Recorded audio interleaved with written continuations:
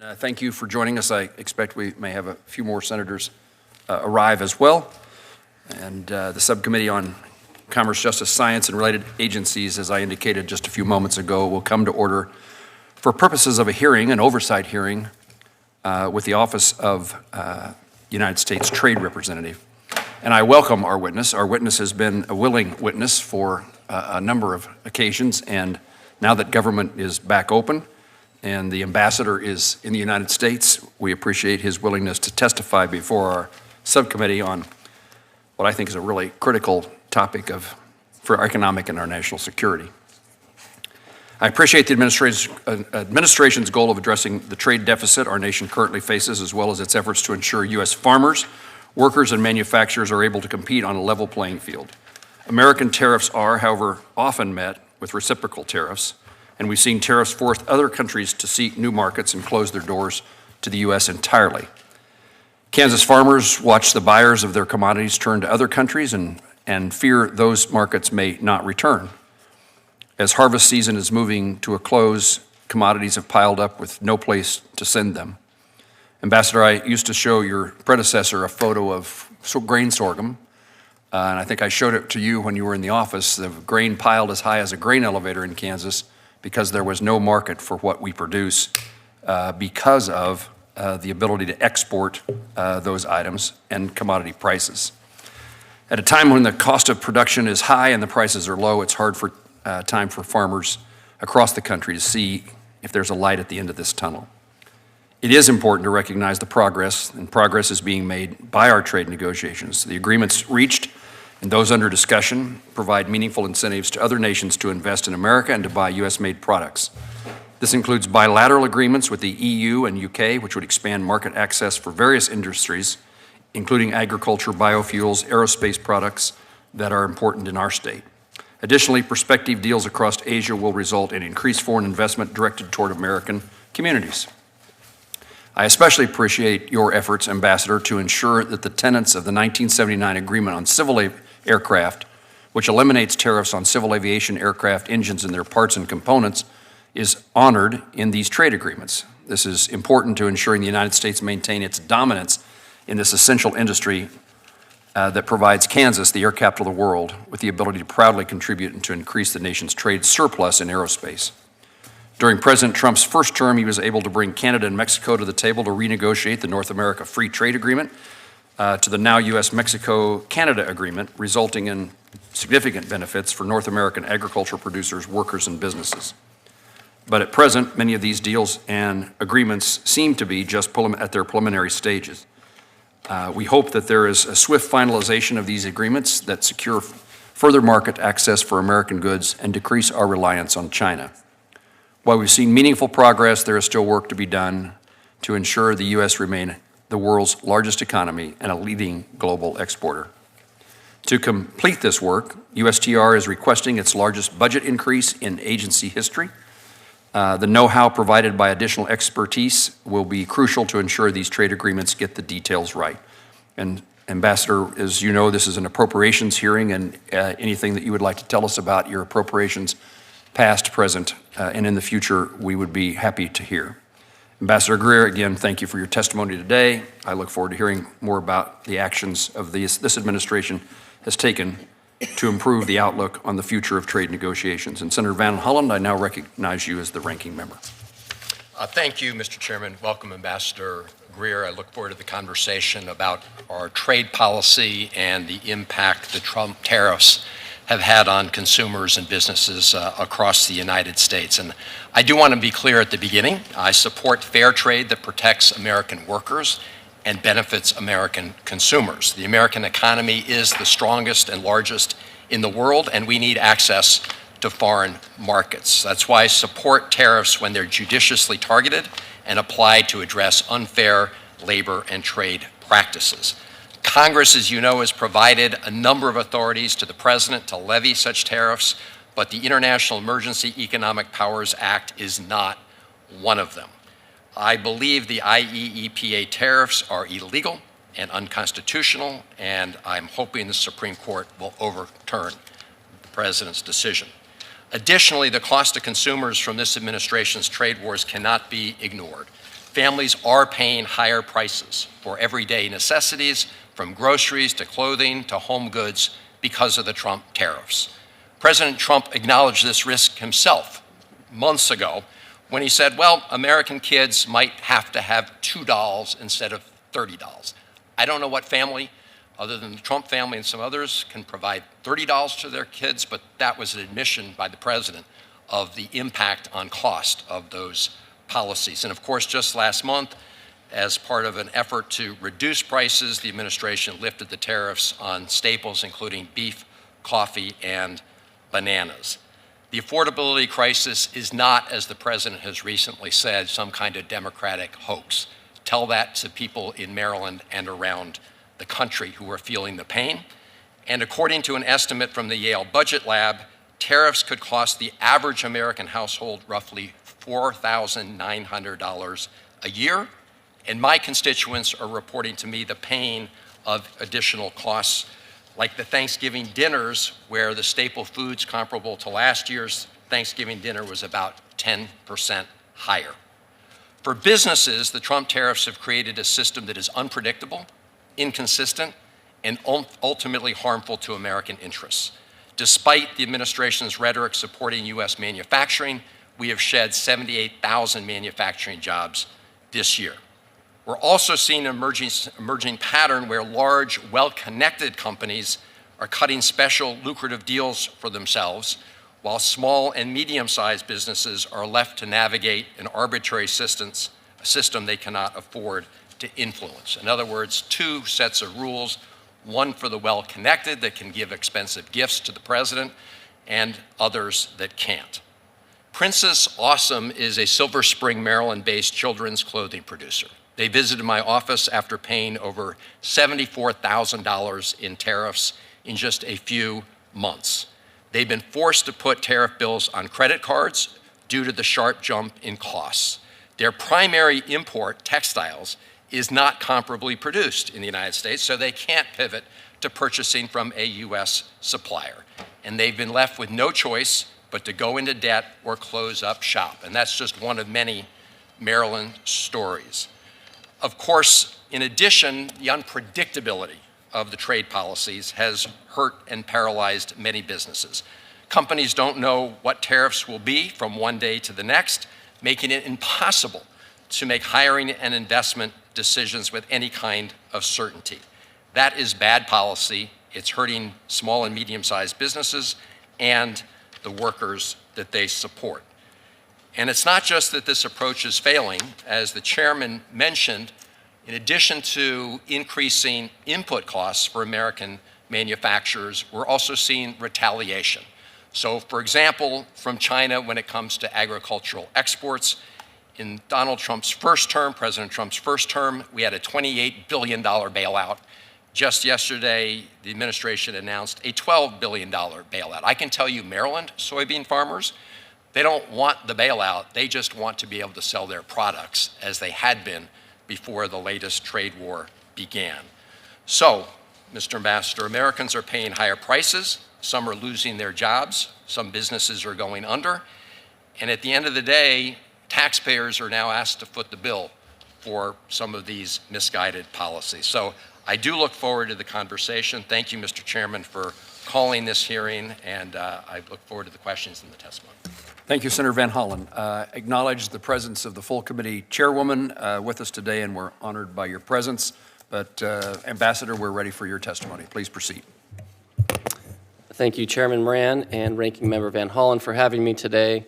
As you know, Senator Moran, I lived in Kansas when I was a young Air Force captain, and Senator Van Hollen, I live in Maryland now, so I'm both your constituents.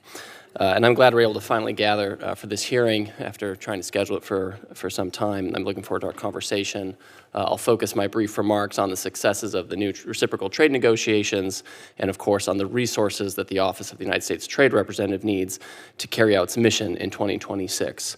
I would say thus far this year, there's been a large return on your investment in USTR as we've gone around the world securing market access that U.S. exporters and workers have been seeking for decades. I know that many would like to have the prior status quo of the Biden administration with sky-high historic inflation and no effort to get market access anywhere. I know people want to have that, but that is not President Trump's goal. He ran partially on tariffs and correcting the U.S. trade deficit, and he won on that platform. And as you know, in April, President Trump imposed reciprocal tariffs in response to the national emergency caused by that trade deficit, which was $1.2 trillion at the end of 2024, which had increased by 40% over the Biden administration. And the result is that we've lost and continue to lose manufacturing capacity that supports our workers and their families, that fuels U.S. innovation, and safeguards our economic and national security. Of course, over the summer, the president paused those tariffs at 10% so we could have negotiations, and we worked through the summer and fall at USTR to negotiate trade agreements with interested trading partners. We announced deals with the United Kingdom and the European Union, both of which have already moved to open up market access for beef, for ethanol, for all industrial products into the EU, for a variety of agricultural goods into the EU. On August 1st, the president further modified the overall tariff structure to account for the forthcoming deals and each country's bilateral trade deficit with the United States. So the structure that came up, absent a reciprocal trade deal, countries where we have a trade surplus have a 10% rate, countries where we have a small trade deficit have a 15% rate, and the larger offenders, with whom we have more pronounced trade deficits, they have higher rates. And throughout the fall, the president announced more trade deals with countries like Korea, Vietnam, Thailand. And we signed the first two formal agreements on reciprocal trade with Malaysia and Cambodia during his October visit to Southeast Asia. Cambodia has reduced all of its tariffs for U.S. goods, and Malaysia is in the process of doing so. And since returning, the president's announced additional framework deals with El Salvador, Argentina, Guatemala, and Ecuador, demonstrating the strategic approach to the Western Hemisphere that's focused on expansive new market access and economic and national security alignment with partners in our own backyard.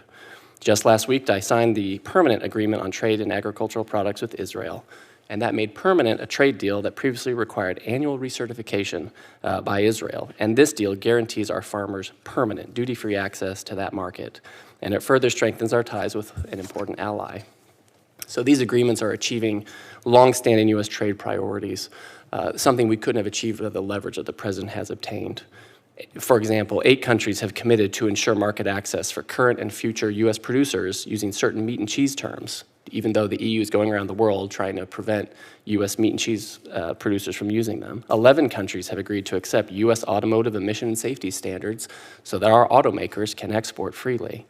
9 countries have agreed to accept U.S. FDA approvals for new treatments and medicines, making American innovation available around the world.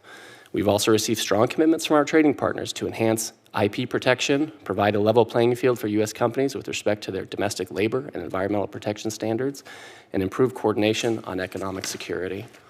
On top of that, we're working with China, and we've been in continued talks. China has not always been a reliable partner, to say the least. As you know, China this year has controlled rare earths and threatened to do so. This is unacceptable, and so President Trump has been in discussions with the Chinese. Right now, the rare earths are continuing to flow. The Chinese have resumed their purchases of soybeans and sorghum and those other products, and we continue to maintain leverage on the Chinese in the way of tariffs. And of course, all of this is on the condition that China complies with its agreement. The China-U.S. relationship is stable. Of course, we're still quite cognizant of issues related to overcapacity, et cetera. I expect we will continue to sign more trade deals over coming weeks. We're breaking the mold of conventional wisdom in Washington, and it wouldn't be possible without the talented career officials in my office. They're the best at what they do. They layer in all the details that make these deals extraordinary. These career officials have helped deliver on the president's agenda and achieve a more reciprocal trade relationship with our partners, even though, despite having limited resources and support, and facing shutdowns and other things, they've been quite tenacious.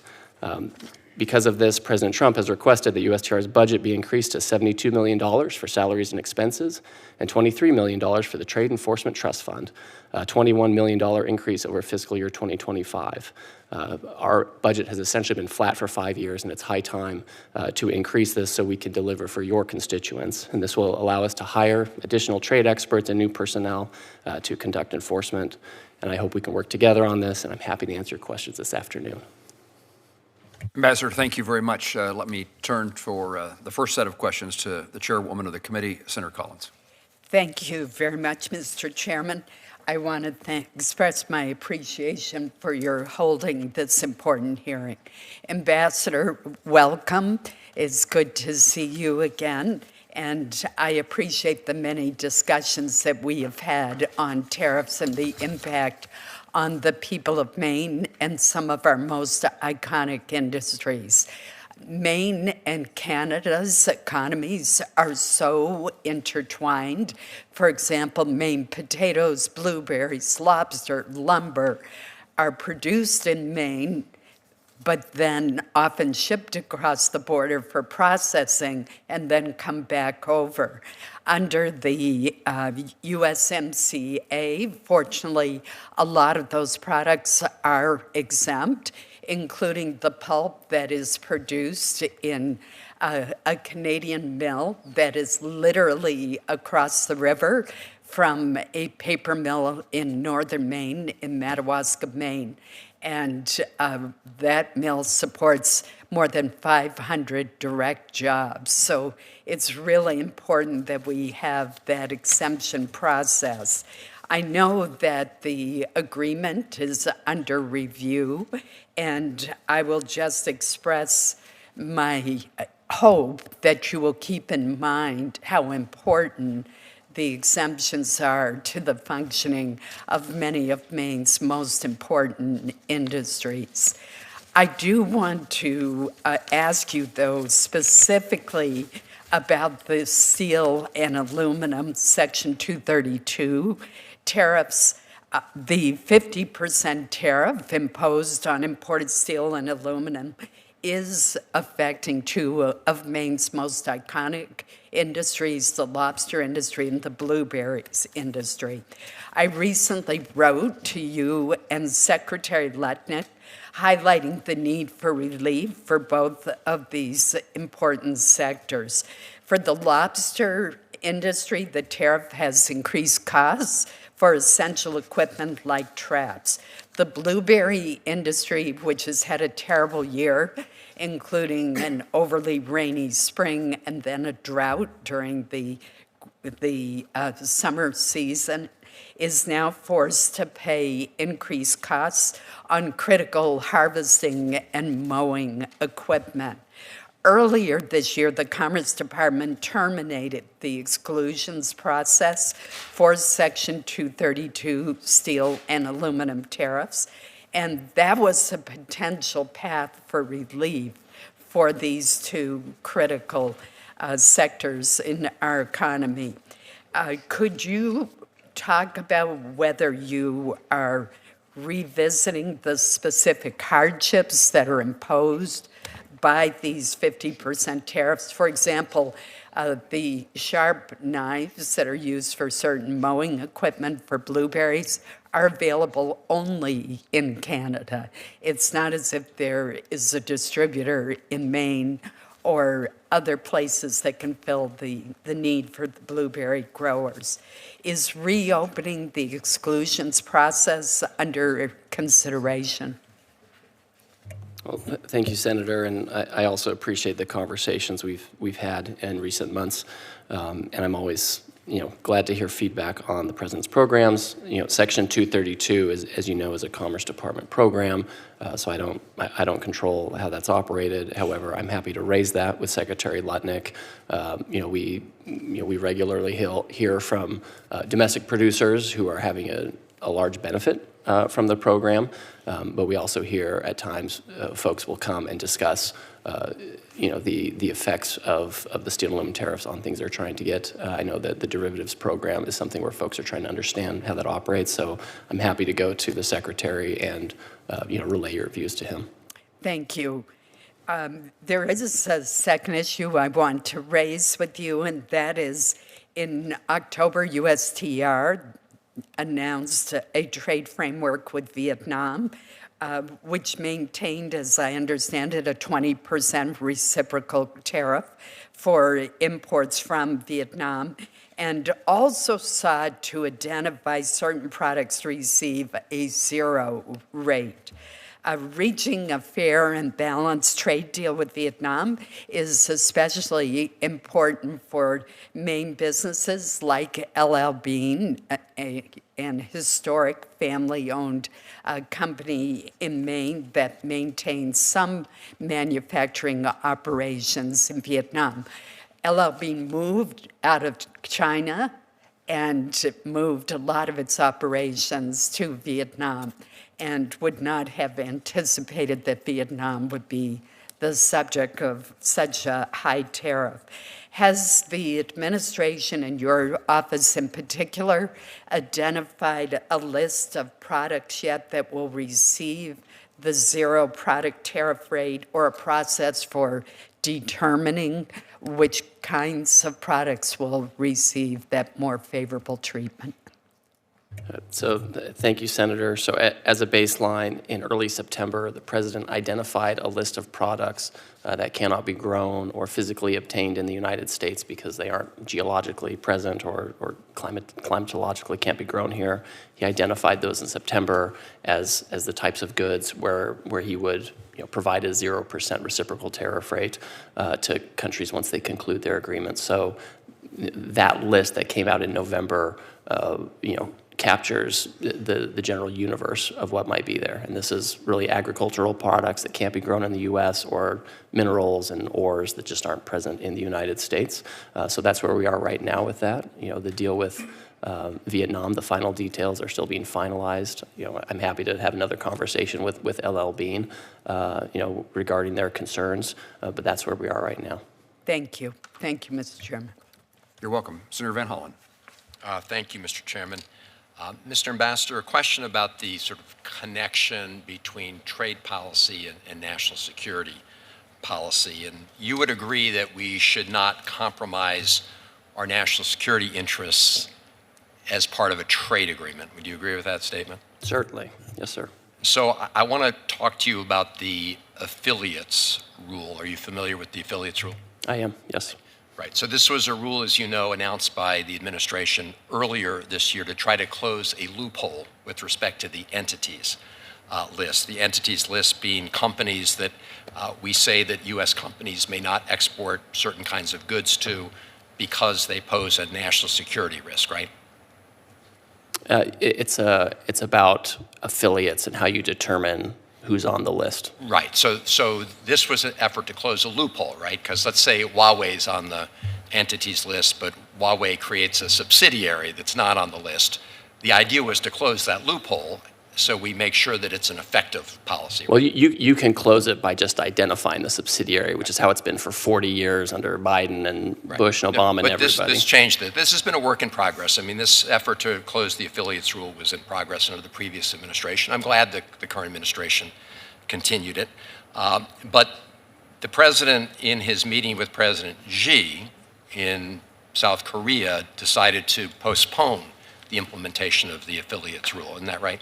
So the affiliates rule applies to globally, to everybody, and it was paused globally for everybody. But he announced that at his meeting with Xi, isn't it? That's correct. Okay. That's right. And that's when the head of NVIDIA flew over to the meeting. He was in South Korea at the same time, right? I don't know. I pre-briefed the president, and he wasn't. The CEO of NVIDIA was not in that pre-brief. Right. So the Commerce Department, BIS, described this, affiliates rule, closing this loophole, as a vital tool for our national security. Would you agree with that description?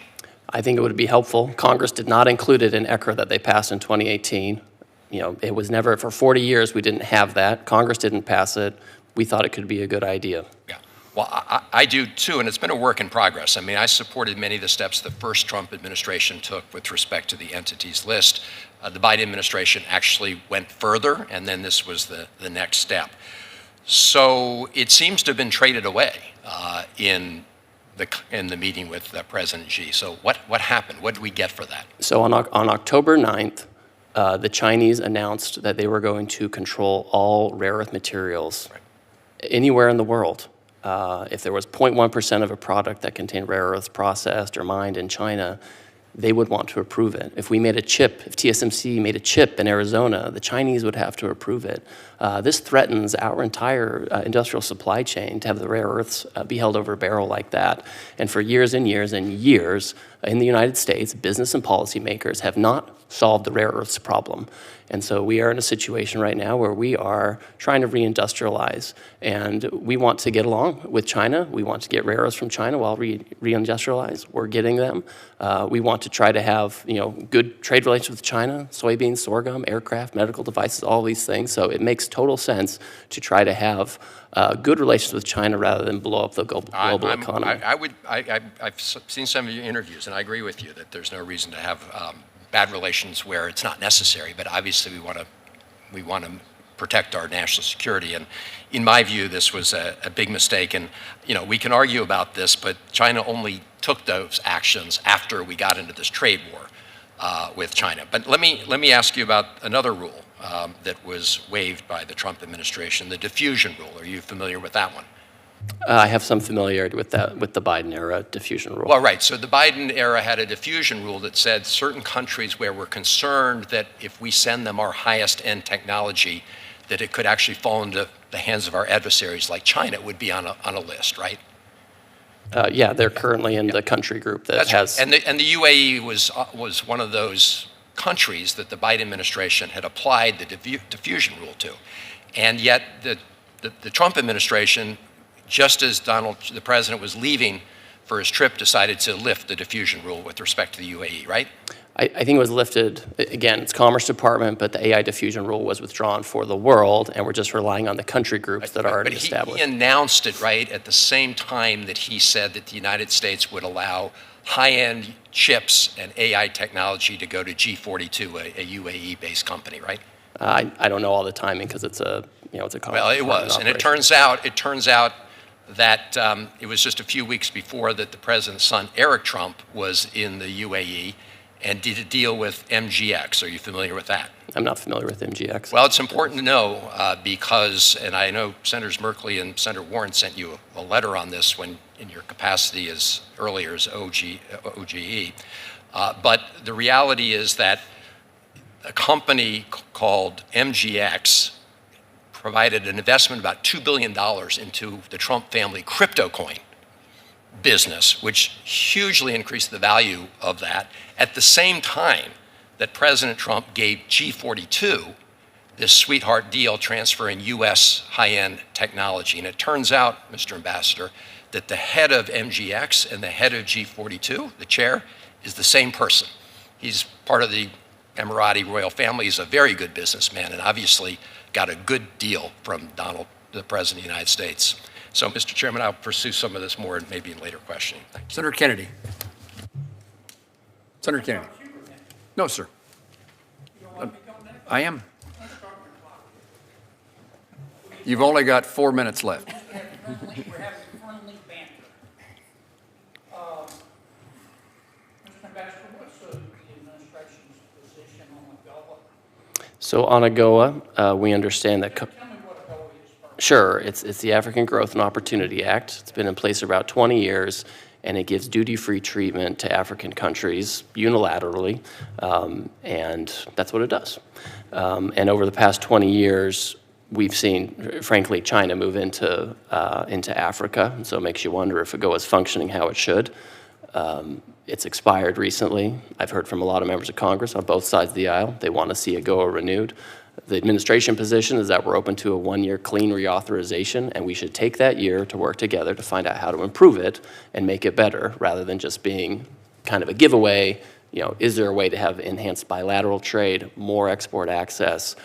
Can we deal with the challenges of today rather than whatever we were facing 20 years ago? Yeah, I noticed, I think it was yesterday, but it was announced that China has a $1 trillion trade surplus. Did you see that? I did see that. I Yeah, follow that pretty closely. I figured it got your attention, got my attention. And at first blush, you think, well, how did they do that? Because we tariffed a lot of Chinese products. Well, they just went out and sold elsewhere. And they replaced a lot of their sales to us with sales to Africa. In fact, their trade with Africa increased more than it did anywhere else. Did you see that? I didn't have the specific numbers, but it doesn't surprise me. Yeah, what does that, I mean, what does that tell you? Well, what this tells me, well, on the one hand, you have China that has its own 5-year plans, where Right. their whole goal is just to export more and more. Last year, they had about $1 trillion surplus too, so unfortunately, it's not news. What it tells me is that, the United States and others, we need to take actions. Our trade deficit with China went down, and it's going down this year. Sure. So we're going the right direction with China. But it means that we need to, if we're going to have a GOA again, we need to figure out how to make it more effective so this dynamic doesn't happen. Yeah. What are we going to do about South Africa as part of AGOA? Well, I mean, South Africa is clearly not America's friend. That's correct. We've had some conversations with the South Africans when it comes to trade, and again, there are a lot of kind of foreign policy issues that I don't get into with South Africa, but when it comes to trade, they have a lot of barriers, not just tariffs, but non-tariff barriers, et cetera. We've made clear to the South Africans that if they ever want to have a better tariff situation with us, they need to take care of these tariffs and non-tariff barriers. They're a real economy, they're a big economy, right? They have an industrial base, they have an agricultural base, they should be buying things from the United States. But if you extend AGOA for 1 year without reforming it, that's going to benefit South Africa, right? I mean, it could. I would say we have a 30% reciprocal tariff on South Africa right now, which is much higher than the rest of the continent, so we'll control for it a little bit. But I think South Africa is a unique case. I agree with you, if that's your And point. don't you think we ought to separate South Africa and AGOA?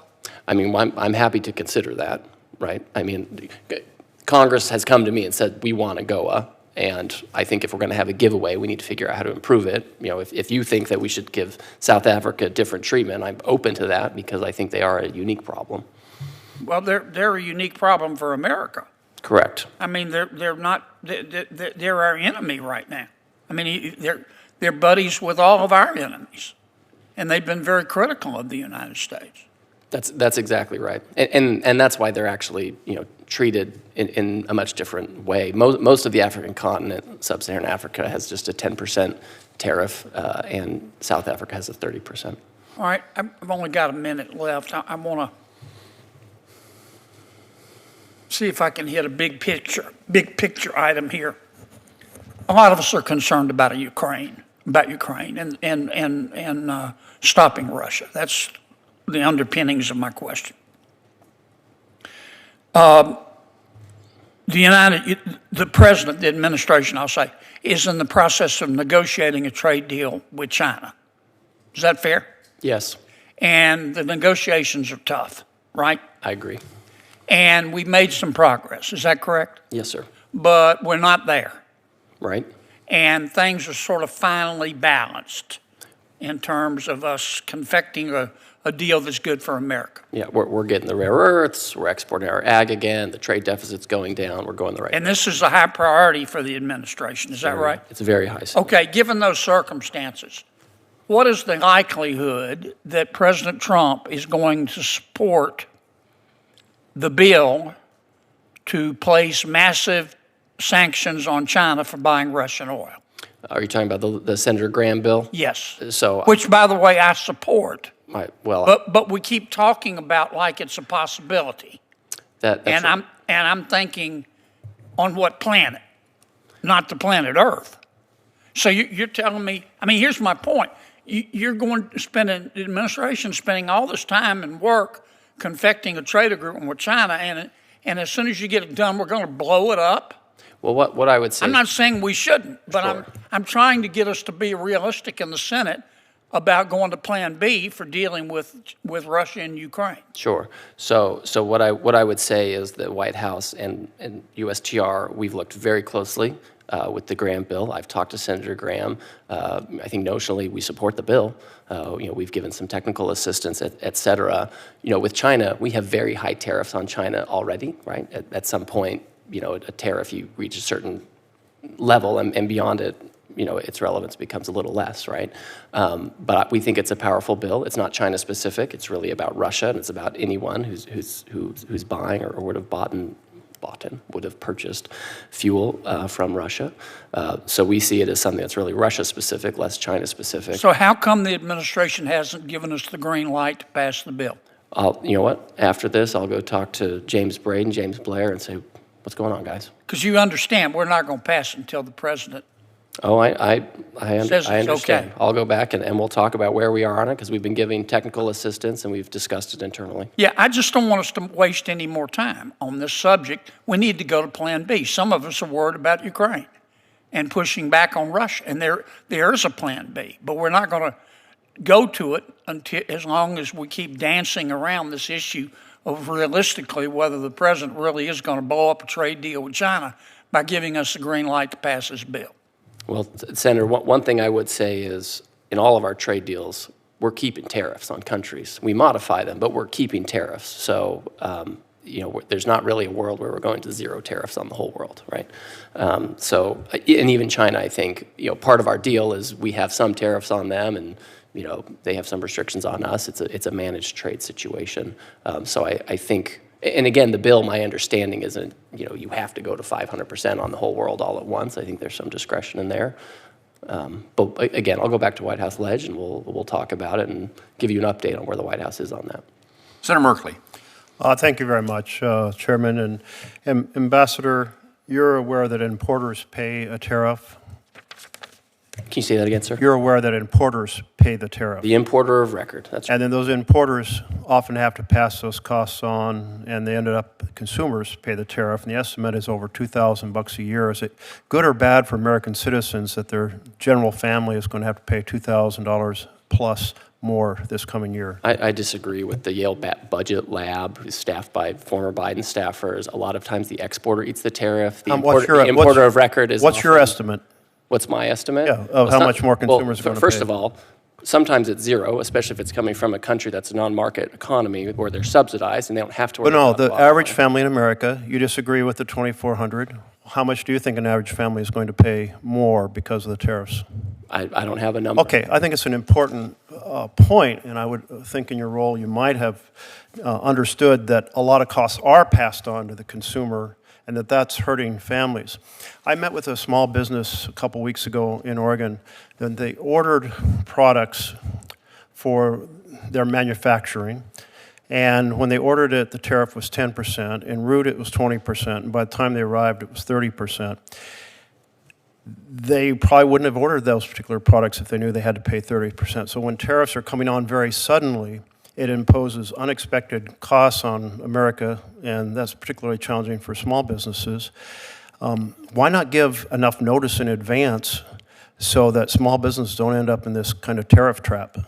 So when we impose tariffs, we always include what's called a goods on the water provision to try to at least minimize, some of these changes. That's a real issue. I'm not discounting that. And so if there are goods on the water for several weeks beforehand and they've gone out, that's fine. If you do it earlier than that. I'll accept your answer that you try to address that, but I've had a number of companies who have told me they have had to pay more when it arrived than when they ordered the product. So maybe there's a way we can improve that piece of the puzzle.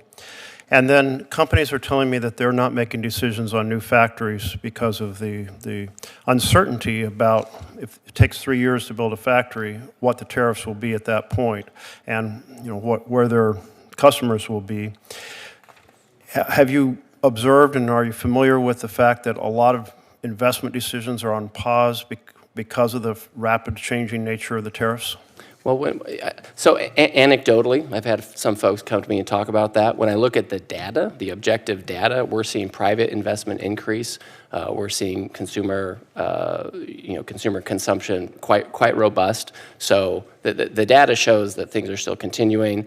But I hear anecdotes like you're saying. I acknowledge your point on the consumer side, but on the investment side, that is not what I've seen in the studies. I'll be happy to submit some information for the record on that.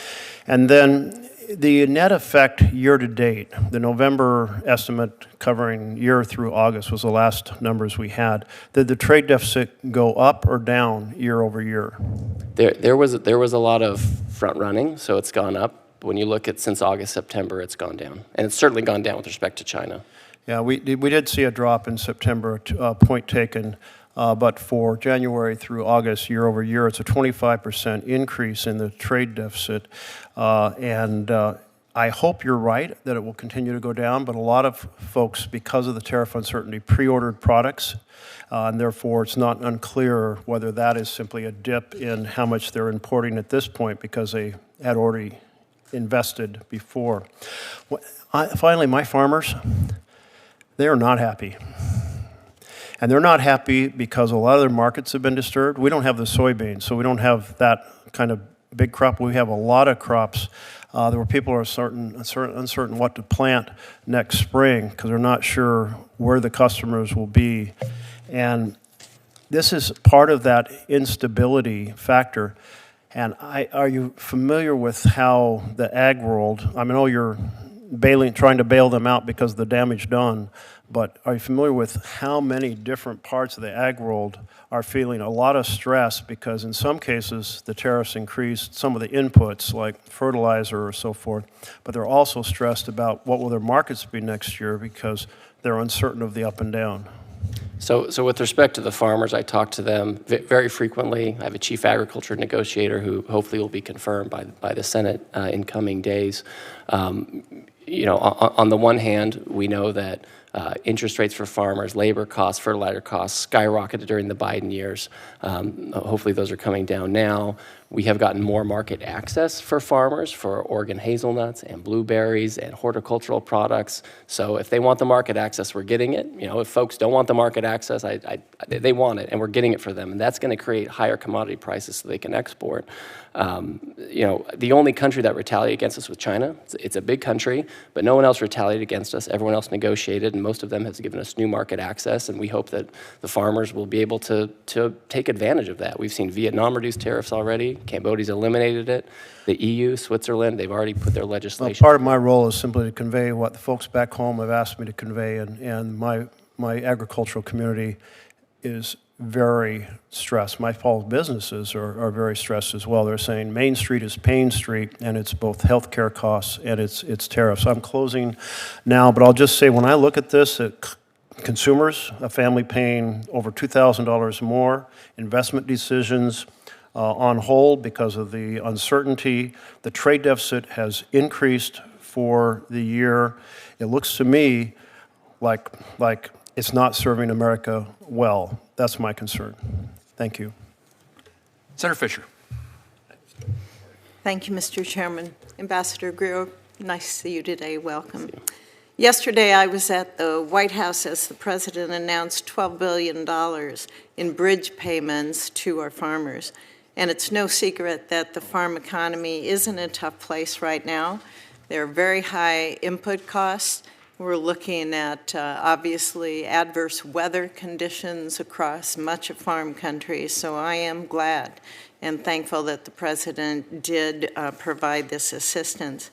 However, ultimately, what Nebraska farmers want are markets to sell their products. And I know you're working on that, especially for our soybean farmers.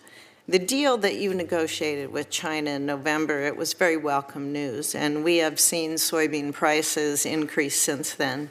But there remains anxiety about if and when China will fully follow through on those purchase commitments that were made. The White House fact sheet on the deal stated China would purchase at least 12 million metric tons of U.S. soybeans during the last 2 months of 2025. And that was followed then by 25 million metric tons over the next 2 years. Ambassador, over the weekend, I saw that you made comments about China being on pace for these purchases this growing season. Can you walk me through how you are monitoring China's purchases and what is the timeline for the 12 million metric ton purchases? Is that timeline not by the end of this calendar year? It is for this growing season, so thank you for highlighting that. We've heard from a couple farmers. They wanted to know about that discrepancy, and it is a discrepancy. It's through the growing season, which is, again, when we usually expect soybeans to be sold through the growing season. You know, how are we monitoring it? I mean, on a nearly daily basis, we're checking with, USDA has their statistical services and reports. I personally have contacts in Asia, soybean traders who give me updates, and so I'm verifying, between what I'm hearing from Asia, what we're seeing in the stats and the data, and the same How's goes. it look? So we're at about 3 million metric tons of beans so far. We think they're on track through the growing season to do this. We do want a large amount in the first couple of months. The president himself is engaged on this. He talks to President Xi and he raises this. I mean, this is an area where China should be buying from us. We have all kinds of areas where we want to manage trade with China. We worry about what we buy or what we sell to them, but ag is someplace where we should sell and they should buy. That should be the most robust part of our relationship. Okay, thank you. I also want to discuss with you about the impact tariffs have had on some manufacturers that we have in the state of Nebraska. I strongly support the goals of strengthening manufacturing in our country, and while I know that tariffs have helped some industries, others have really suffered. Like many of my colleagues, I've heard from several manufacturers that have a long time, significant presence in Nebraska that they are being harmed by tariffs to the point of having to consider layoffs. And unfortunately, many have already done so. For many of these businesses, the challenge is the products that they are manufacturing are competing in a global environment.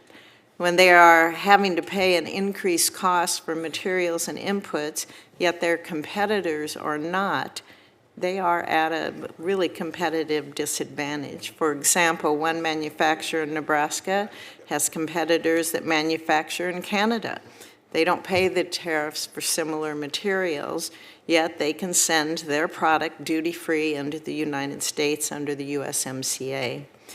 I know the intent of these tariffs is to support our domestic manufacturing. We all support that. We all want to see that continue to grow.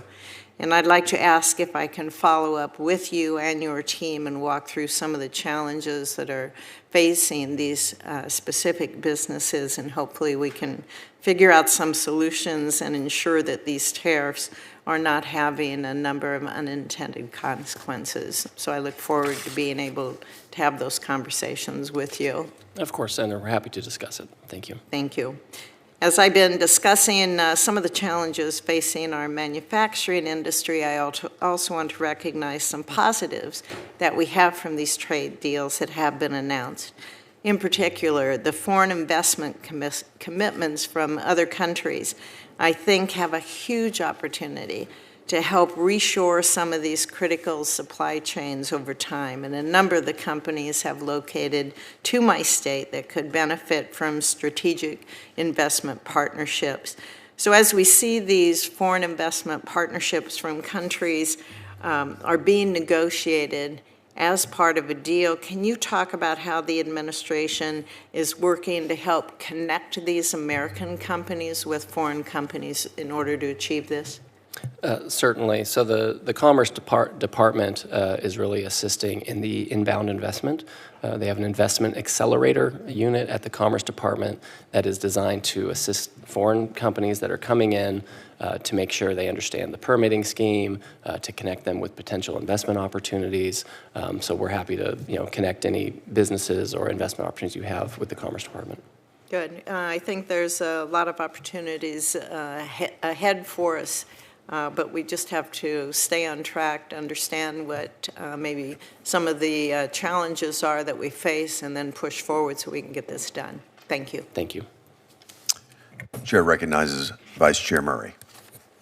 Well, thank you very much. I appreciate the opportunity to have this hearing today. I want to thank both the chair and the ranking member. I know when it comes to trade and tariffs, this committee has strong bipartisan concerns, so I'm glad that we have the opportunity to hear directly from you today, Ambassador Greer. President Trump promised to lower costs on day one. Instead, he did slap these unprecedented new taxes on nearly everything that Americans buy from abroad. And now that prices are rising, he's calling affordability a Democratic scam.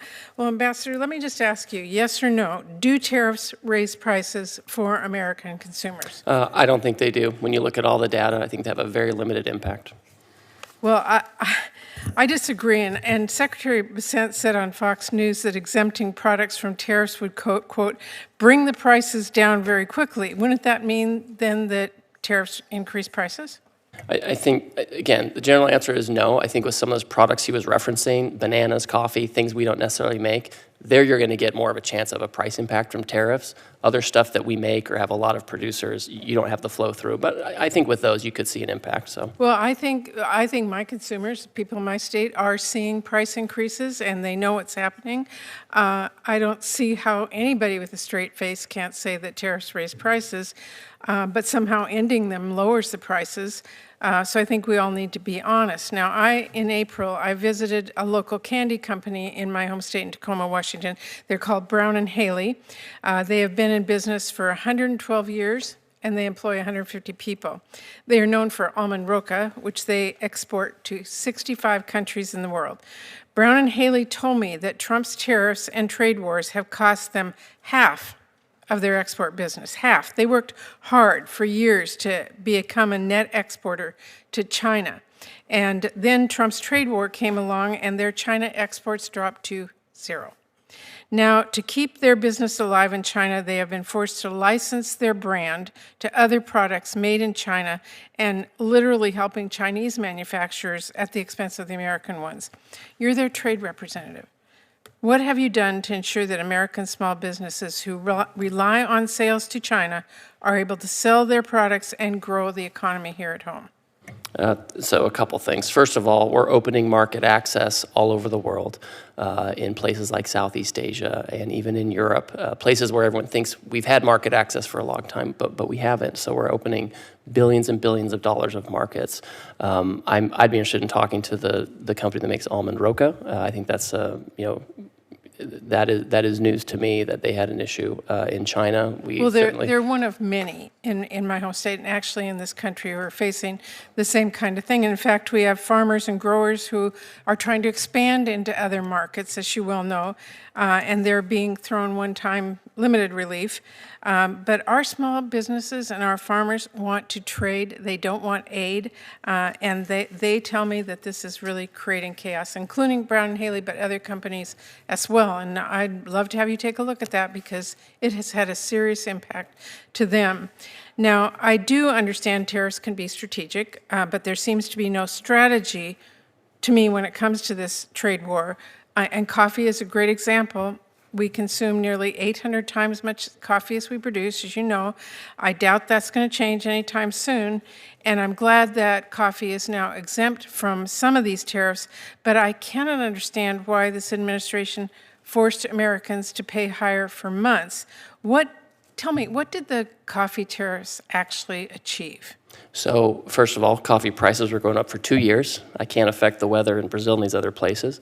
Second of all the tariffs that were imposed, some of them are in place to protect domestic supply chains. Some of them were in place for leverage. So in early September, the president announced that he was going to take the tariffs off of coffee and bananas and other things.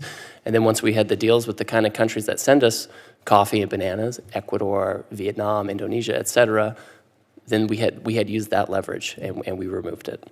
Why did it take so long to exempt coffee? Well, because TPP was negotiated for 8 years under Obama, and it never came to fruition.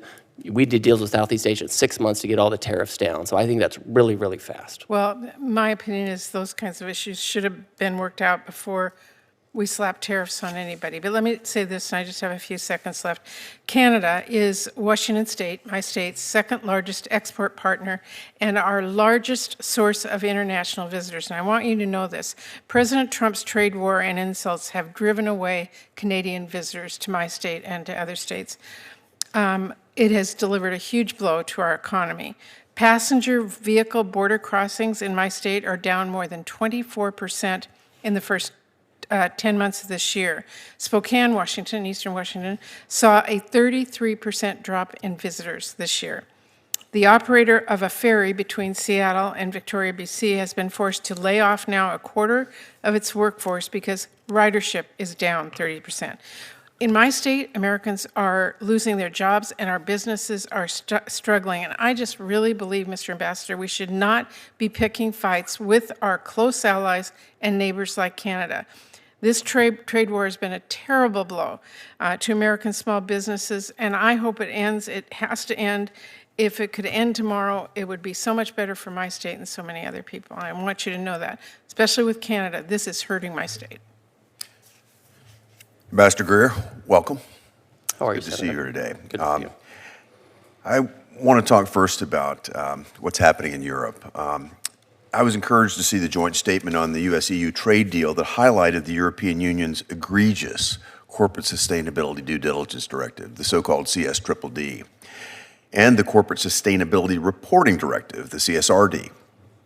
In that particular statement, the EU committed to ensure that these measures do not pose undue restrictions on transatlantic trade and on commercial relations.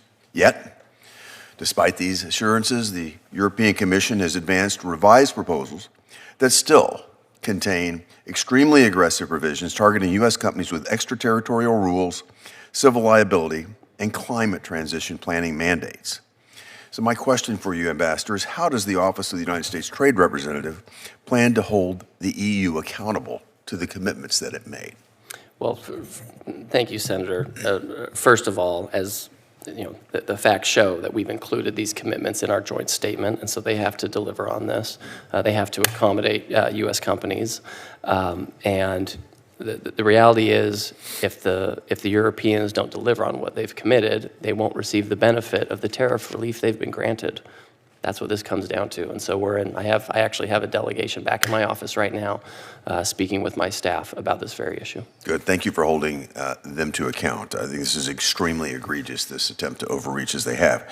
I also want to encourage you to continue looking for non-tariff barriers like this, including these sort of extraterritorial regulations, as you approach your trade agenda. Legislation to block the CSDDD has been introduced in both chambers of Congress, and lawmakers remain very aggressively focused on maintaining United States sovereignty, and your help will be most appreciated there.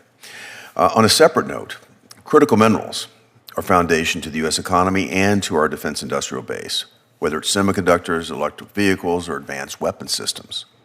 Yet we're now significantly dependent on China for many of these minerals and rare earth elements, a fact that creates unacceptable vulnerabilities in our supply chains, and it gives the Chinese Communist Party far too much leverage in international affairs.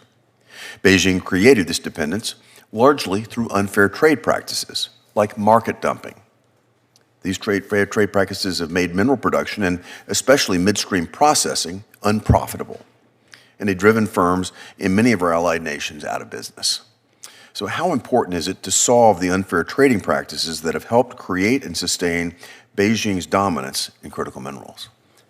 Senator, this is at the core of what we need to do to reindustrialize.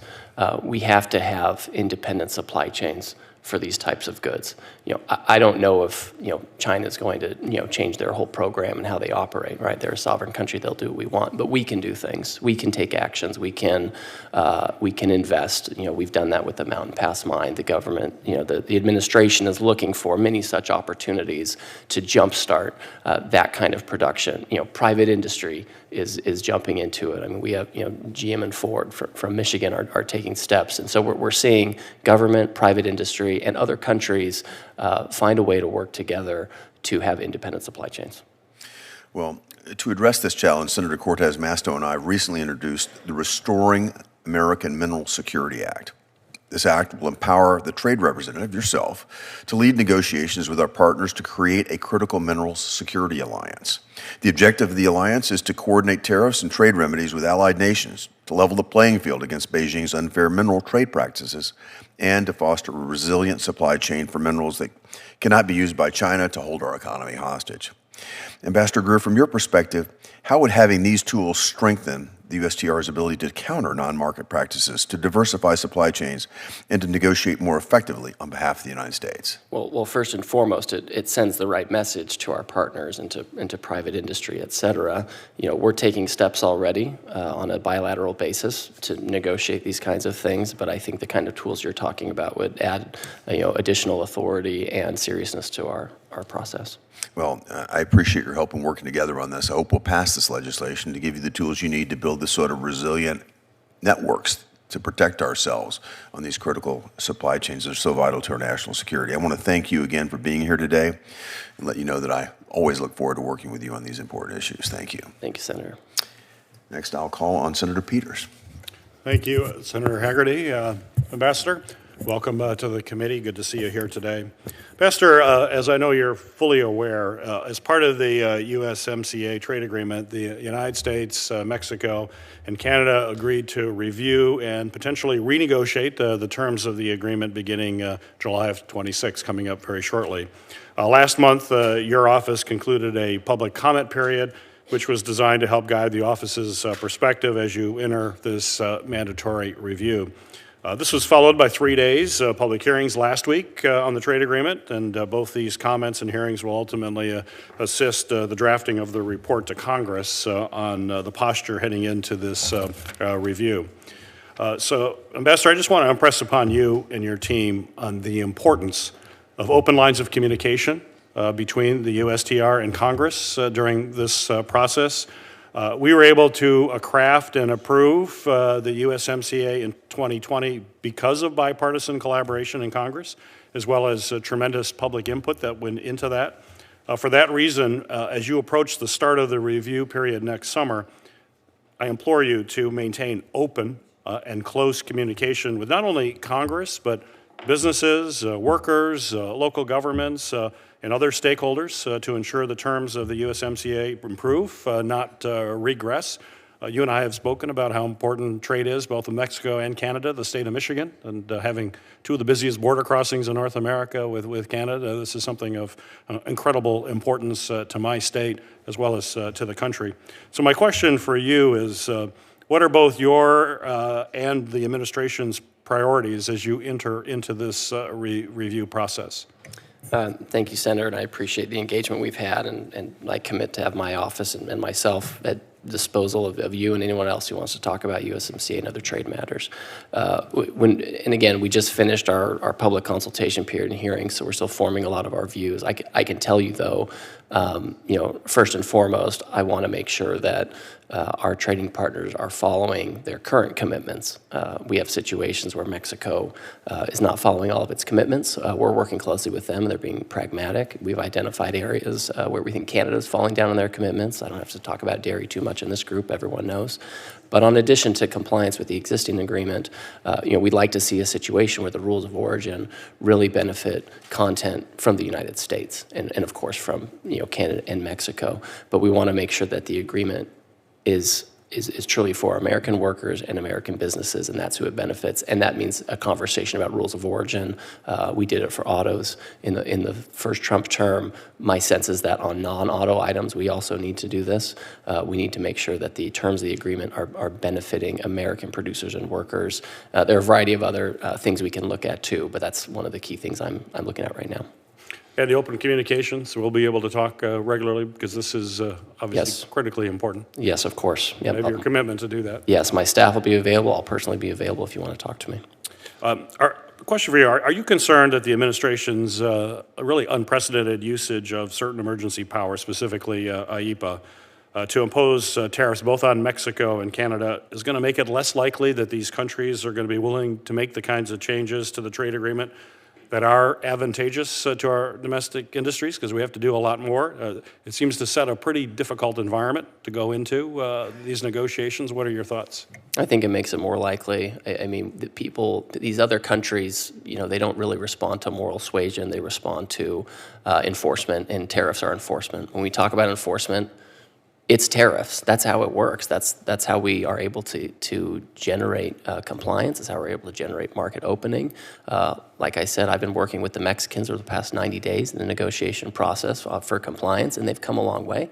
I think that we need to, when we say we want enforcement of agreements, we need to understand that enforcement means you impose tariffs if people aren't complying, and it's quite a motivator. Well, in February, the Trump administration placed tariffs on Canada in an effort that was claimed related to fentanyl trafficking. You and I spoke about this at the time.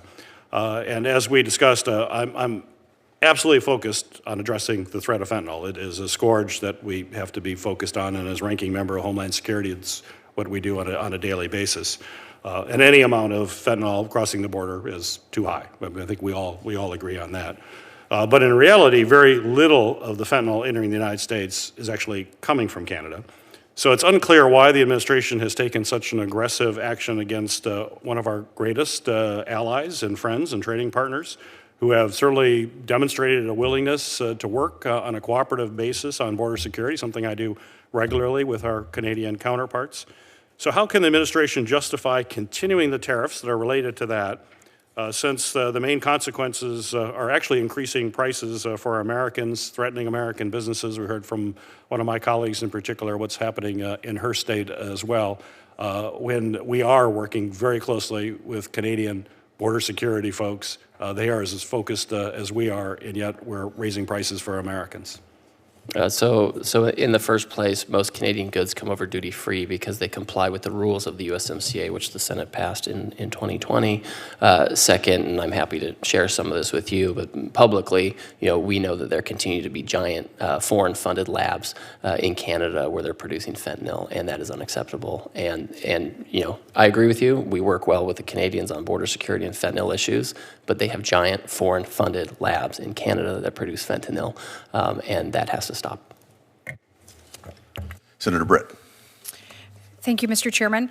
I want to build off of something you just said. You talked about your negotiations with Mexico over the last 90 days and them not making good on commitments and you kind of sort of working through that. Something I've worked with Senator Hagerty on in lockstep is obviously making sure that Vulcan is a top priority of this country's and yours as we have those negotiations. I just want to say thank you. We have to make sure that our American companies are treated fairly, and the way that they have been treated by the Mexican government is egregious. And so I appreciate you keeping that top of mind throughout these negotiations. Want to talk to you a little bit about the U.S. pyrotechnic industry. That epicenter is in the great state of Alabama. As we prepare for America's 250 this summer, the president and I actually discussed this, the importance of ensuring that communities across the country have access to the fireworks they needed for the historic occasion, to make sure that we can all celebrate our country from coast to coast. And in doing that, I just want to confirm that the administration is committed to maintaining the fair treatment for our U.S. firework companies, especially as they work to meet the nation's needs and in front of this big date.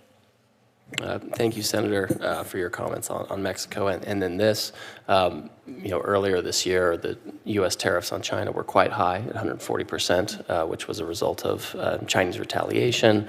That was brought down significantly, and I remember having conversations at the time with our firework vendors, and that was something that they were very happy to see that come down. We'll continue to stay engaged with them. I know they've engaged with the White House to make sure we get a sense of where they are on all this, and that we can have the fireworks we need to celebrate. Absolutely. Thank you very much, Mr. Ambassador. The next issue I'd like to highlight concerns the specialized equipment and that procurement.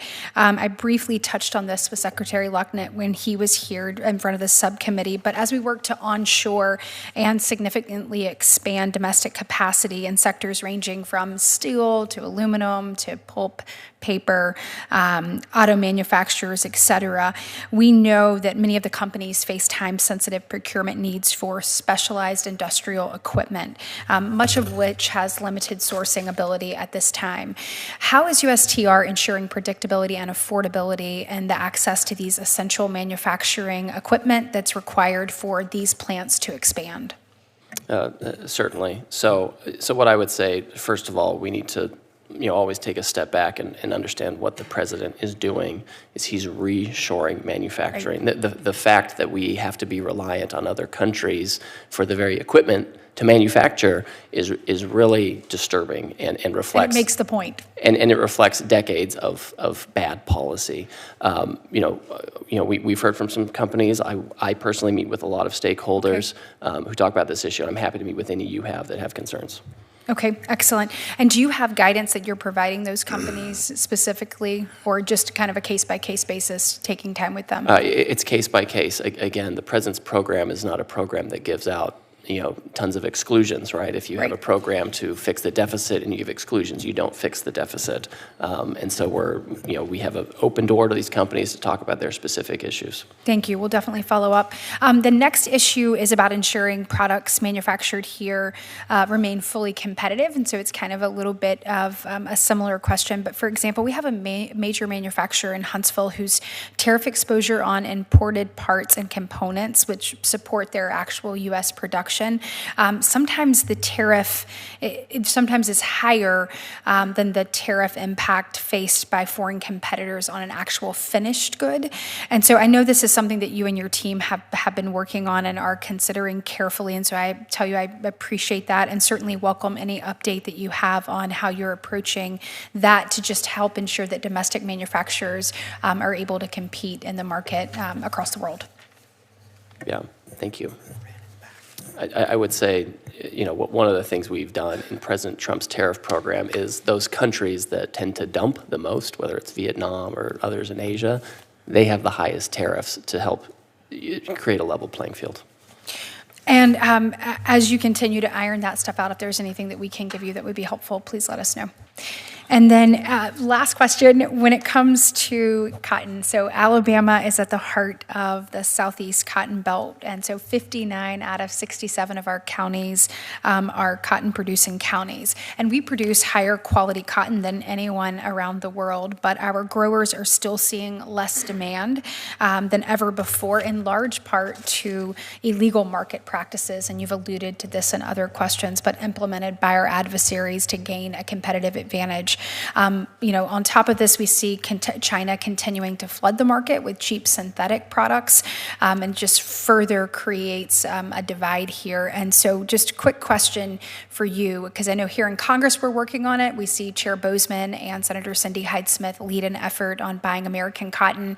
I'm proud to be a part of that effort. But what conversations are you having at USTR in this regard, and in what ways do you think that we can encourage the consumption of American cotton through our trade policies?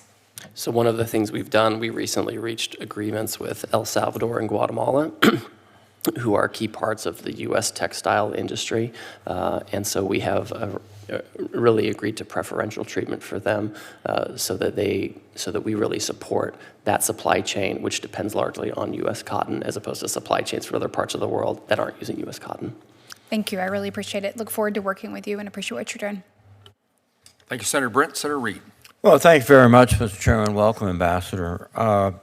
All through my state of Rhode Island and all through the nation, what we hear when we go out is families are suffering under accelerating prices for practically everything.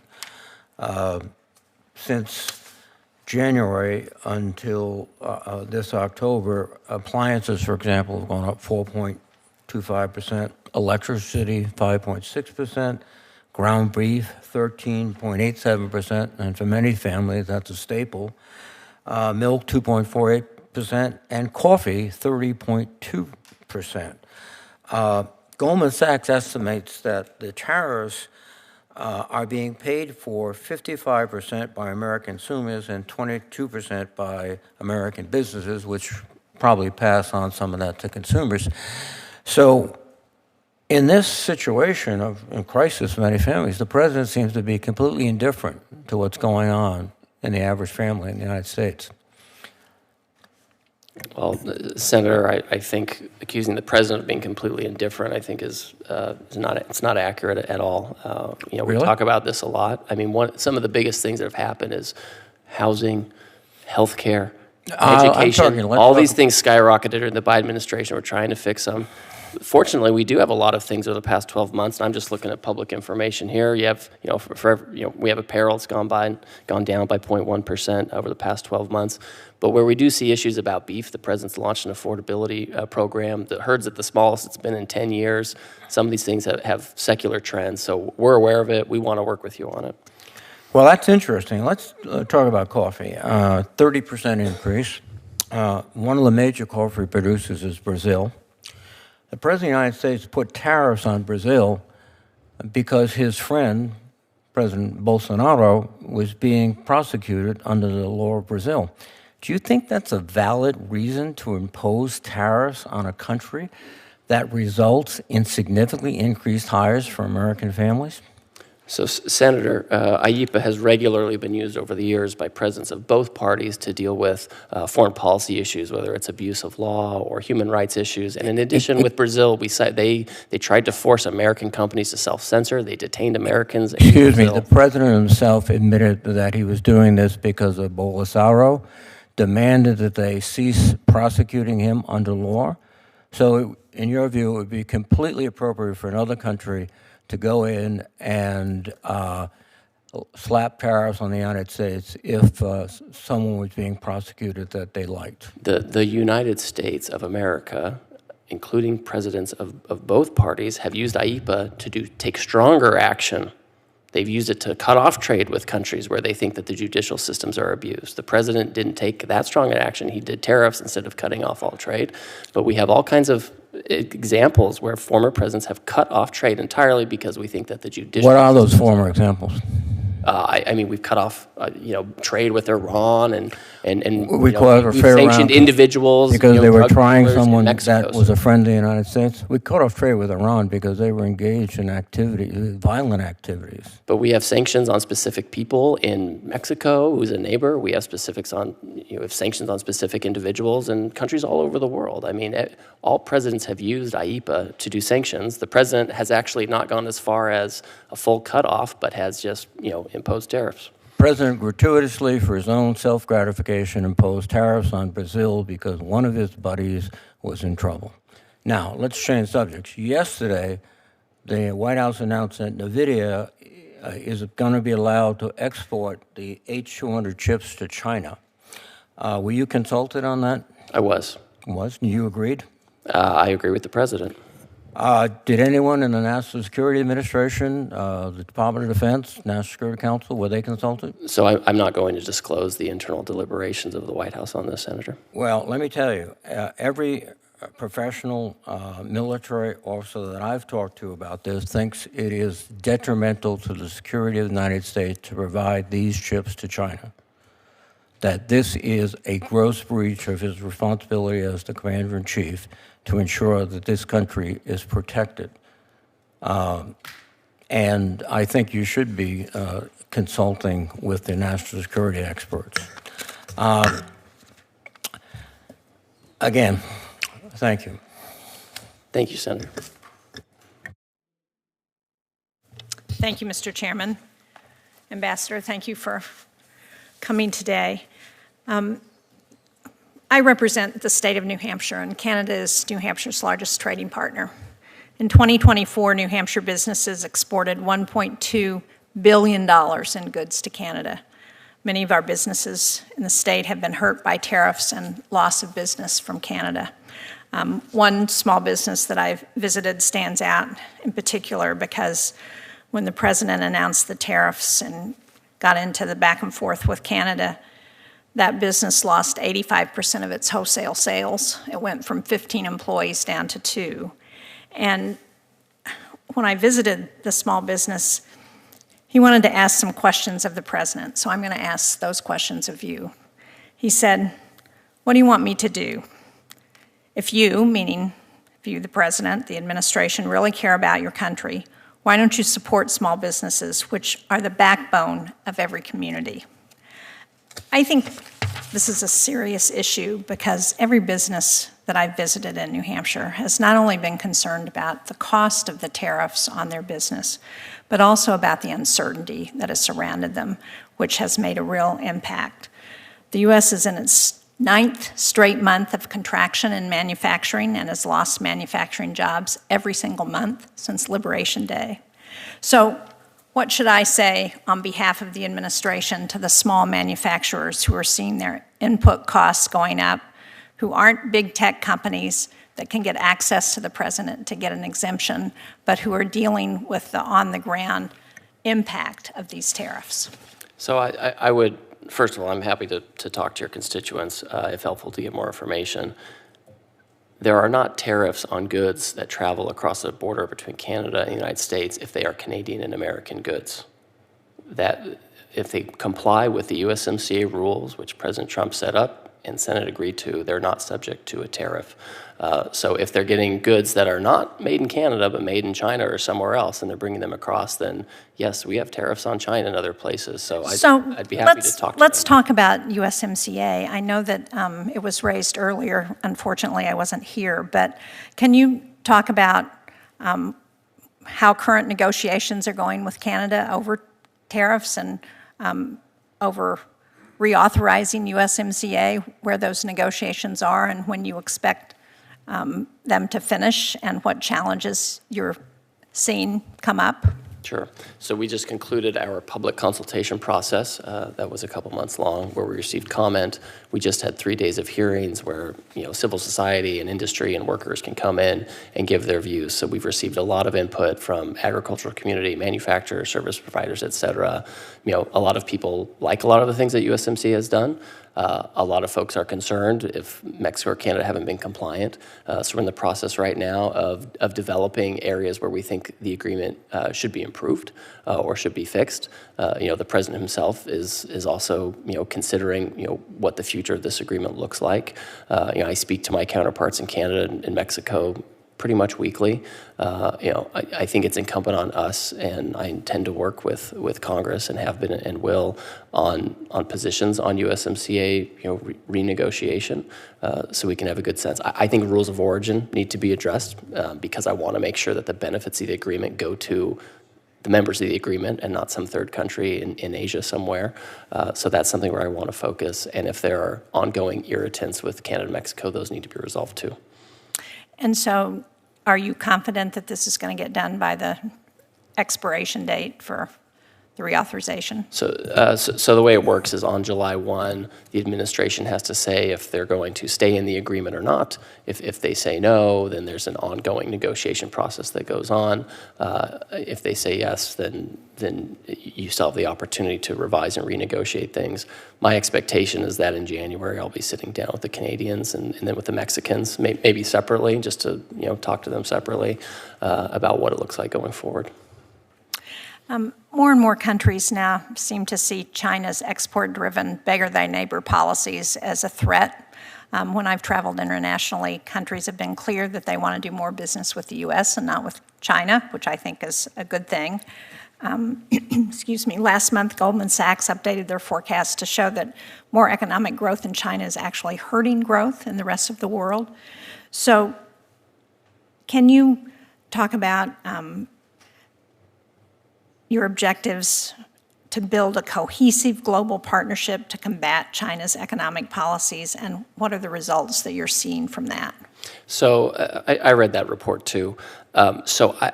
One thing we've been doing over the past several months is we've been concluding agreements on reciprocal trade with countries on a bilateral basis, and this is a situation where we modify our tariffs somewhat. We still keep a tariff to protect domestic production, but we modify it somewhat to make sure that we can get products from those countries that we want, that we need, and they in turn are opening their markets to us so that we can be stronger partners, so we can have more balanced trade. We obviously have a trade deficit issue, so we don't want to just continue to be the dumping ground or have others have workarounds into third countries. But we've been quite successful, and these agreements, they have commitments from other countries on tariffs, on non-tariff barriers, on digital trade, on economic security, and commercial opportunities. So that's exactly what we're doing, Senator. I'm happy to talk to you in more detail about what we've achieved. I know I'm out of time, Mr. Chairman, but if I could just do a quick follow-up, because I think my understanding is that there have been about 20 deals that have been done and that we've only seen actual text for 2 of them. Do you have any idea when we're going to see the details on the rest of those deals? Sure. So first of all, for some of them, we've not to get too much in the weeds, we've uploaded them onto the system where members and staff can review some of the negotiating text. So some of that is available for your review already. And then we expect to publish additional agreements, the full text within the coming weeks. I know that's a little bit of a vague answer, but we're finalizing many of them right now. Thank you, Mr. Chairman. Ambassador, again, thank you for your presence here this afternoon. A couple of things I want to add to what you've been asked. First of all, let me start with agriculture. And the challenge, I think, is that at least when it comes to soybeans and grain sorghum, China is such a significant purchaser, or has been historically, that it's hard to overcome that with other trade agreements on a bilateral basis. But where are the greatest opportunities for agriculture if you were taking a trade mission and you're a farmer or farm group in Kansas, I mean, India is one that comes to mind, particularly for grain sorghum, and yet it's such a difficult country to crack. What is your plan? How do you overcome and China complicates the need for agriculture producers in Kansas and across the country to be able to sell their commodities to China complicates the issues that you face in trying to get a trade agreement, a better trade agreement with China.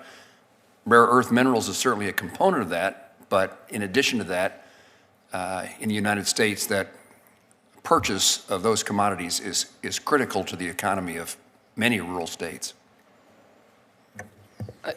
We have to remember and keep in mind that China's economy is like a square and ours is like a circle, and they just don't fit together well all the time. And so we have to find a way to manage that trade.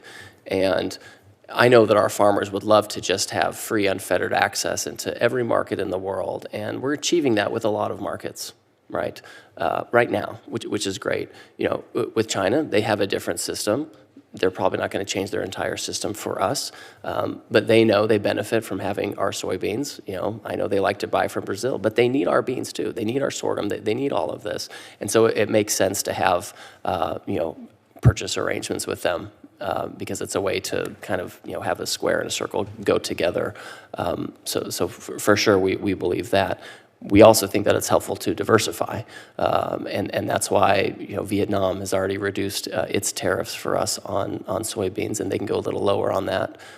Cambodia's already reduced theirs. You mentioned India.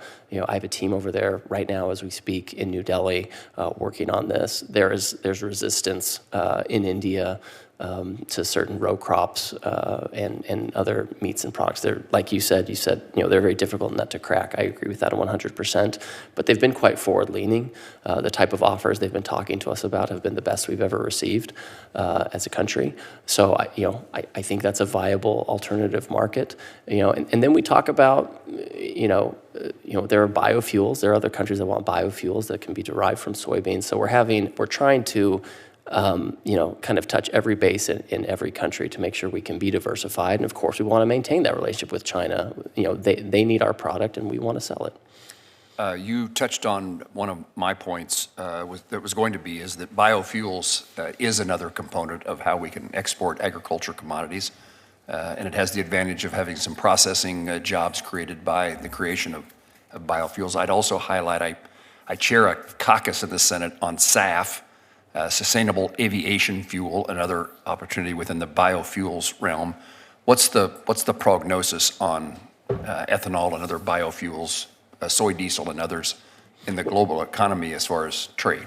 Well, certainly with ethanol, that's been an area of broad market access. We have a huge new quota that we've obtained in the United Kingdom. We have a lot of other countries who, during our negotiations, have agreed to open their markets for U.S. ethanol. So that's a big win. With SAF, we have the European Union that has agreed to a commitment to buy $750 billion in U.S. energy products over the next few years. That includes oil and gas, but also anything else like biofuel or SAF. So there are, and that's a major market, obviously. This is certainly outside USTR, but the photo that's behind me came from a number of years ago when I was in Kensington, Kansas, and driving down a street called Railroad Avenue, which normally in small towns lend itself to going by the grain elevator. I could hardly see the grain elevator because of the grain sorghum that is piled on the ground because there's no space in the elevator. This was and has now returned to be the circumstance in communities across Kansas. And so it highlights the magnitude of what we have to sell and how important your job is. Again, the part that is outside your realm, but as an advocate for farmers that you are, I would highlight the importance of food aid programs. USDA has those, Food for Peace, McGovern-Dole. legislation that Senator Hove and I are involved in bring that program into the Department of Agriculture from USAID and the State Department. We're trying to find the right place in this administration in which feeding hungry people around the globe has a future. And I would encourage you to advocate as you have conversations with the Department of Agriculture or the State Department that there is more that can be done outside of trade agreements than is being done in feeding people who are hungry and or starving. And I think the last number I knew that our feeding hungry people globally represented about 13% of the market of commodities in the United States. 13% in today's world is not an inconsequential figure. And all I'm asking of you is that in your discussions within the administration, would you please highlight the opportunity that can be made outside USTR as far as what is a market for agriculture commodities grown in the United States, and it has the additional moral component of feeding people who are hungry. I will do that, and I'll try to be even more concrete and have my staff talk to yours to make sure that there's an actual concrete path forward on this, right? That'd be very useful.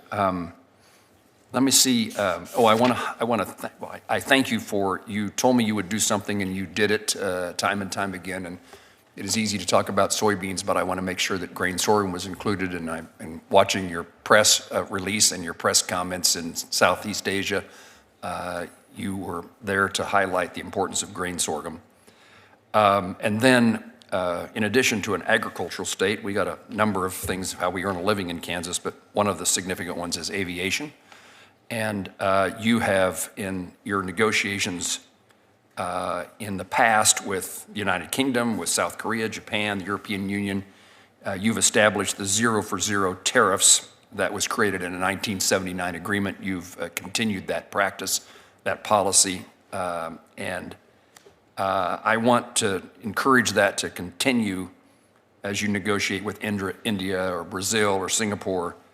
Can you provide me an update and your thought process on the continuation of the 1979 agreement? Again, I would highlight that aerospace is one of the, perhaps the best, but one of the best in which we have the ability to export a lot more than we import. And the parts and relationships that we have, particularly under USMCA with Canada and Mexico in aviation, remain hugely important. Yes, as you know, I lived in Wichita, the air capital, so this is a sector that's important to me. And as we've gone through and we've accomplished our trade deals with countries, this is an area where we've agreed to give them, no reciprocal tariff. Again, recognizing the 1979 agreement and the status of the industry in America as a net exporter. With Brazil, India, Singapore, we don't have deals yet with these countries. With India, it's fairly far advanced. And my expectation, we can certainly talk about, extending treatment to those countries as well if they're willing to, play ball and come to the table and give the United States the market access it should have. If something's renegotiated with in regard to USMCA, it would be a trade agreement subject to Senate ratification? I think if you're changing U.S. law, yes. I mean, if I'm just having unilateral concessions from other countries, there's nothing for Congress to do on that front. But if there's something where we have to come to Congress to have you vote on it, that's what we have to do to make it happen. And let me turn to the subject of this hearing, USTR's budget request.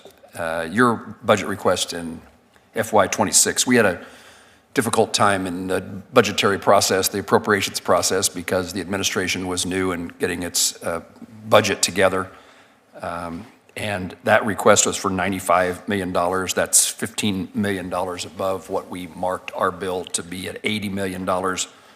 But it's still the largest increase. As you said, you've been flatlined. So this subcommittee and the full committee have, in terms of the history, have significantly increased the amount of money available at USTR.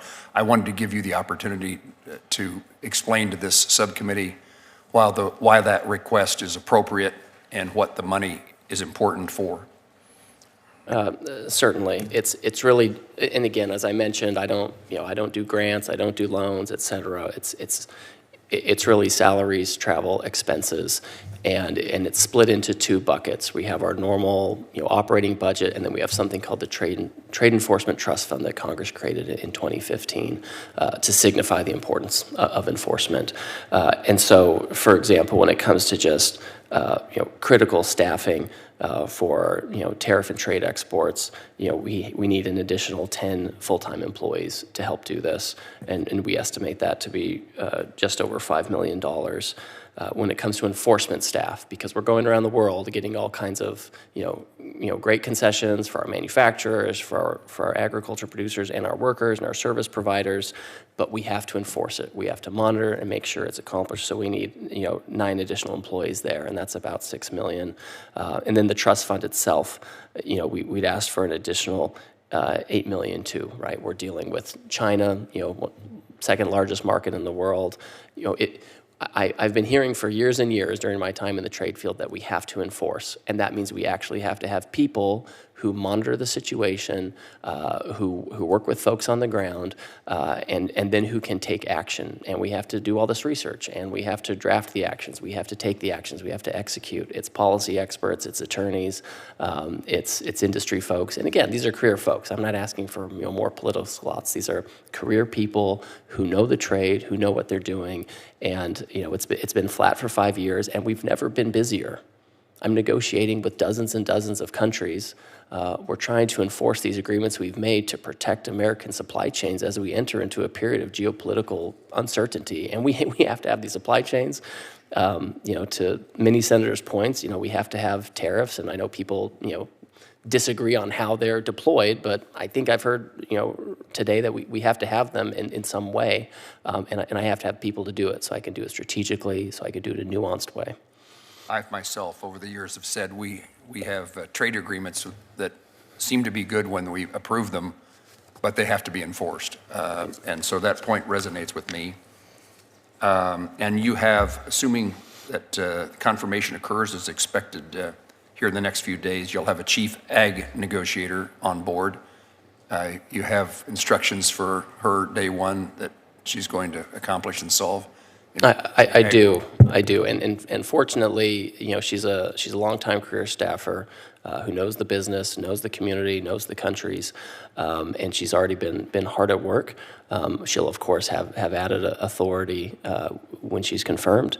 One of the things I've asked them to look at is what about Brazil, right? I've heard a lot about Brazil today and who they are as a trading partner, but we have to remember in terms of ag, they're a competitor. And not just ag, aerospace, all kinds of things. They are a competitor.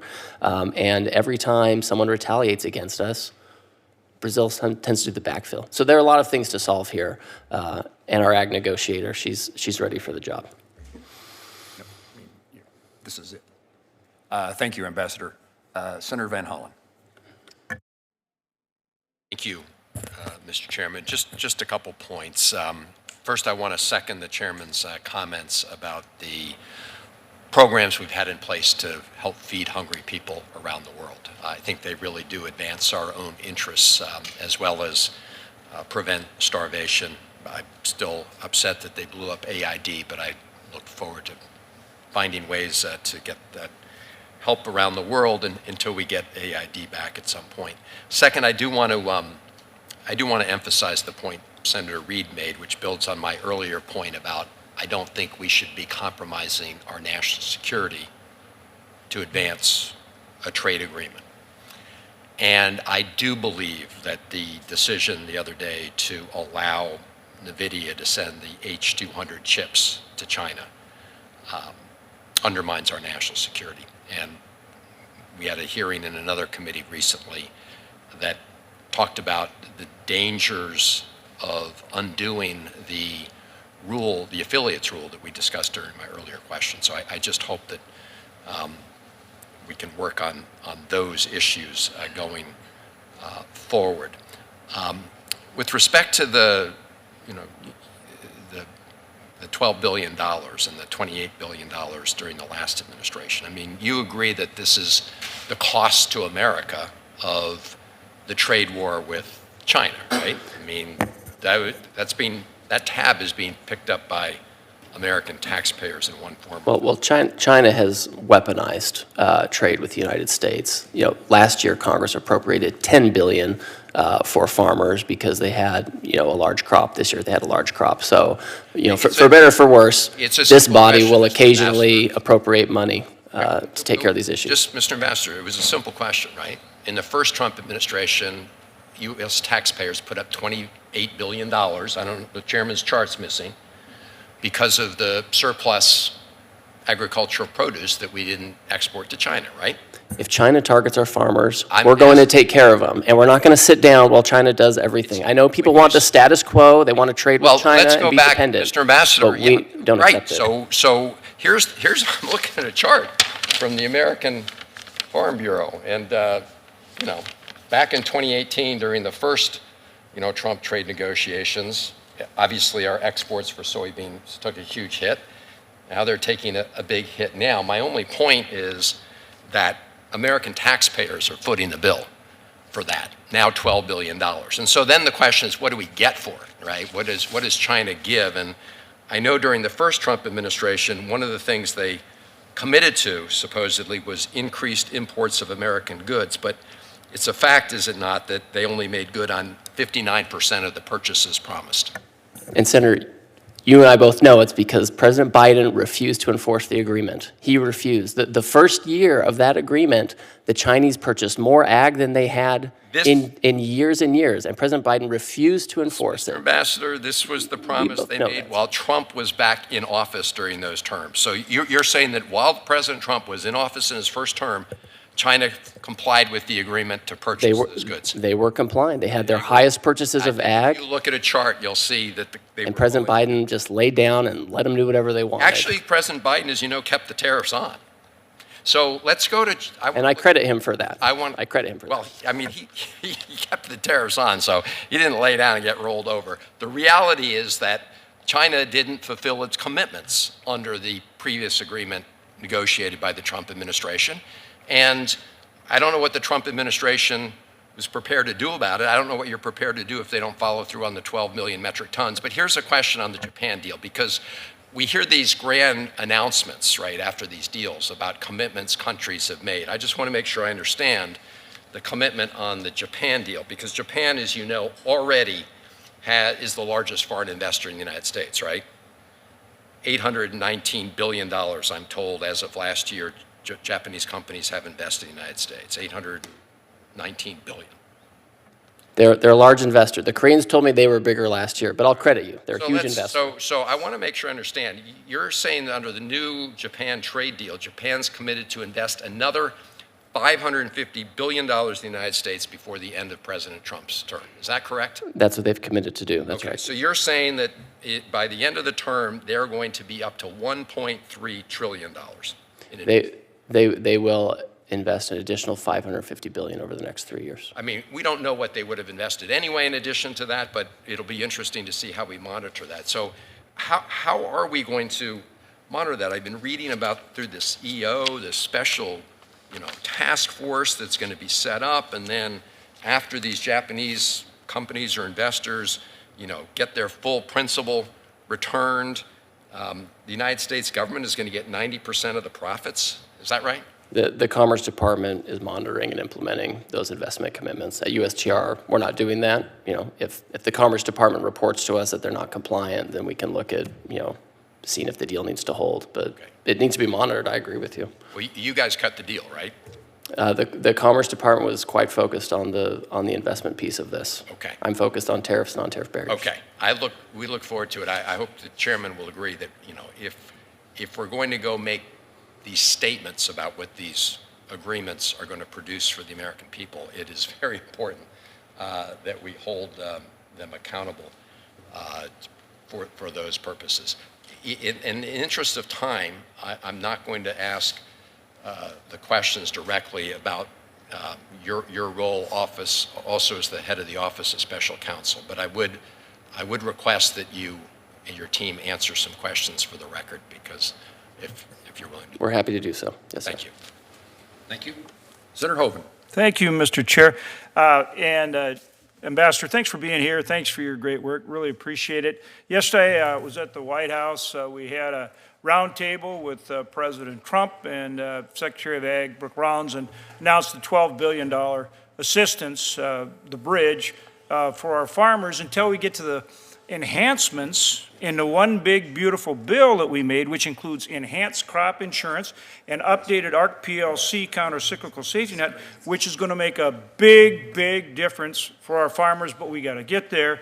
And again, President Trump and Secretary Rollins stepped up and provided that bridge. That sends not only a really important message to our farmers, but it sends a really important message to China that they're not going to put pressure on us by going after our farmers.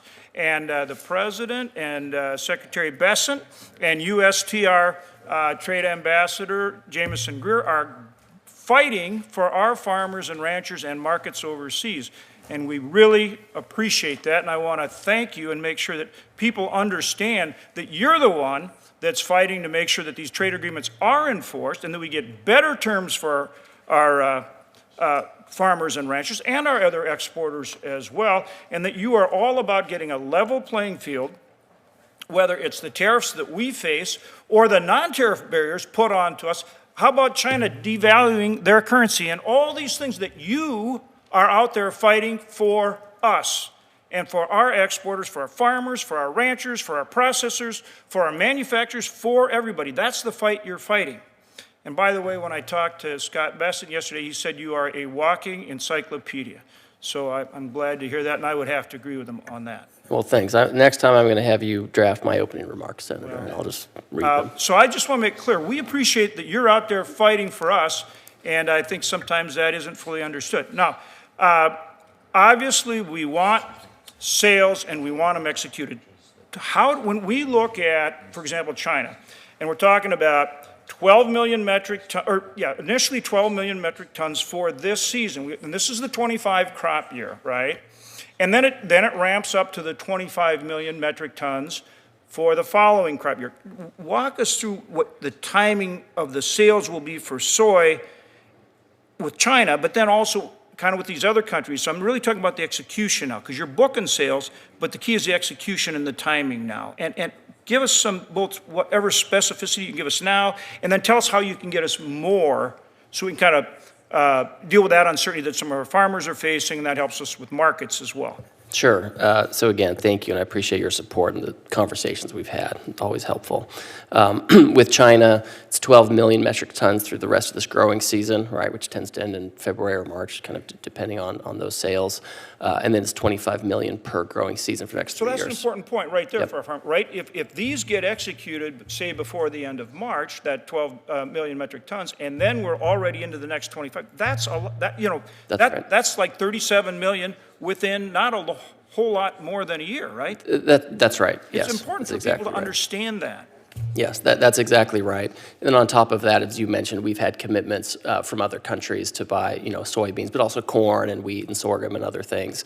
And we've already seen, the first shipment of certain row crops to Bangladesh that first we've seen it in years. We have Korea and Japan who've made these commitments. And so, we have our ag team who tracks all of these things. And if they're not done, then, we'll enforce. I will say more important, China aside, doing purchase agreements with China is important just because of the way their economy works.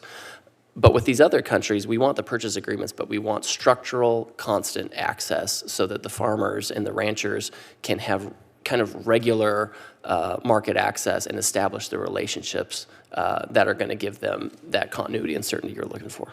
Yeah, 90% of the soybeans we export from North Dakota, for example, are IP, identity preserved, and they go to China. And those are long-standing relationships, so you're right on there. I want to bring up Brazil.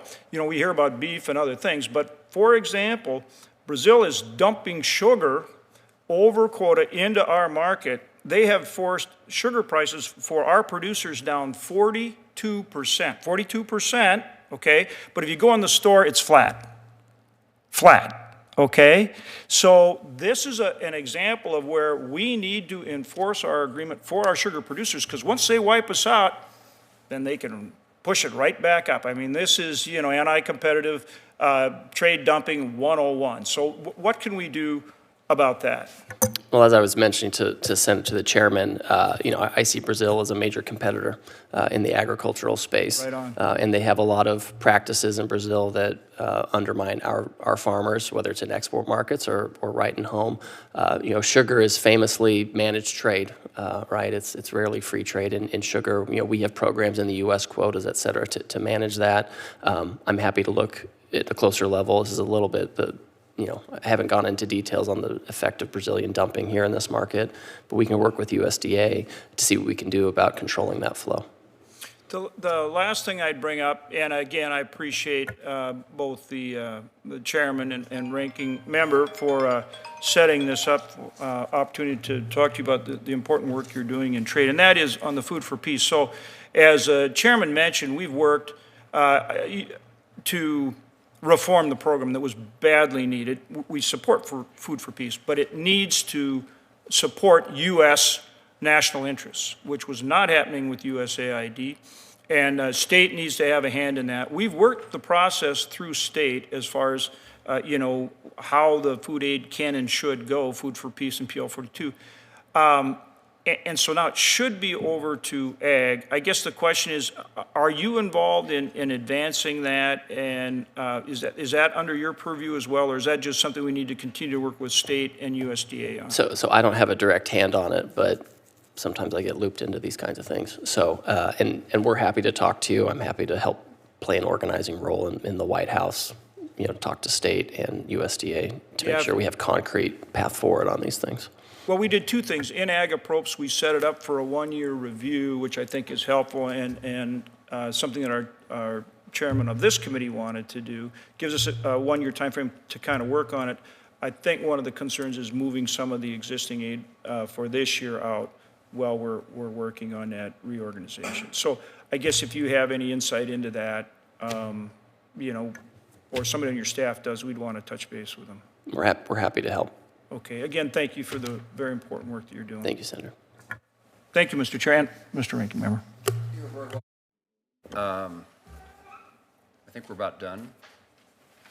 Let me use my usual practice of asking you, Ambassador, you the witness, if there's anything that you wish you hadn't said, anything you wish... I think I wish I hadn't said? Anything that you want to make sure that we hear based upon the totality of the questions that you've been asked, and any thoughts that came to you while you were sitting there? Sure, and I'll have to... You get a lawyer talking, and they don't stop talking. I think the point I want everyone to take away is that we can't just keep the status quo, okay? If we continue the type of trade policy and the global trade system we've been working under for decades, then we'll continue to have the result we have, which is that all the manufacturing has gone to China and Vietnam and elsewhere, and that all of our manufacturers and all the 70,000 factories we lost following NAFTA and WTO accession of China, none of that will change. So we have to have a change. And it would be wonderful to have years and years to develop, the ideal trade and industrial policy and then implement over several years. We don't have that kind of time. The Biden administration, they did a lot of studies on critical supply chains, which I thought were interesting, and I read them. And to the ranking member's point, President Biden kept the tariffs, on China. We have to move forward. We have to take action. I am constantly trying to find ways to calibrate the tariff program. The president is too. He had an interview yesterday where he talked about the possibility of calibration. We're going on a country-by-country basis to open markets, to export more. That helps achieve balance. We're trying to use tariffs to control the import flow so we don't have this giant deficit that drives offshoring. I can't control other countries. I can influence them if I have leverage, which is what tariffs give me. They protect our industry, but they also give me leverage, and that's why we keep some of the tariffs and we take some of them off. And we're going country by country. If you look at the program that's been established, the highest tariffs are in China and Asia and Vietnam and these places where there's a lot of overcapacity. And it's not about being anti-China or anti-anybody. It's about being pro-America and pro-American worker. And kind of the farther you get away from that locus of overcapacity, the lower the tariffs get. Do we have tariffs on our allies, Japan, Korea, EU? Yeah, sure we do. They have giant surpluses with us that many exist because of non-market practices. It's not because Europe's competitive. They have terrible policy when it comes to energy and regulation and all this stuff. It's because they have unfair trade practices. And by the time you get to the Western Hemisphere, that's where we have the lowest tariffs. And that's not a mistake. That's strategic. That's where we want to have a lot of our supply chains. So we need to get to a world where we have trade, but the trade is managed, it's balanced, it's for the benefit of American workers and producers. We have to have that, because if we just keep going with the status quo, it's not going to work. We're not going to get to a situation where we can weather whatever geopolitical storms are coming. Anyway, maybe I'm a little dramatic, but this is what we're trying to do. It's what we are doing. No, I indicated over a long period of time that we needed trade agreements but we also need them enforced. But the other corollary to that was we need fair trade. And I would just highlight the importance of the non-tariff barriers. When we negotiate trade agreements, it's not just, the most important part may not just be the percentage of the tariff. It may be, or the non-tariff issues that are keeping our products out, even if we have no tariff at all. And so others have been very successful in finding ways of keeping American products out of their economies, out of their country, even though the tariffs could be the same. Mr. Ambassador, anything else? No, thank you for your time. Appreciate your questions and happy to work with any of you on anything. Thank you for your time and your presence here today. This hearing will be concluded in a moment. First of all, we'd indicate that members of the committee may submit written questions to you. We would ask that they do so very rapidly, and we would ask that you and your team respond to them rapidly as well. We will do so. Thank you. With that, the hearing is adjourned.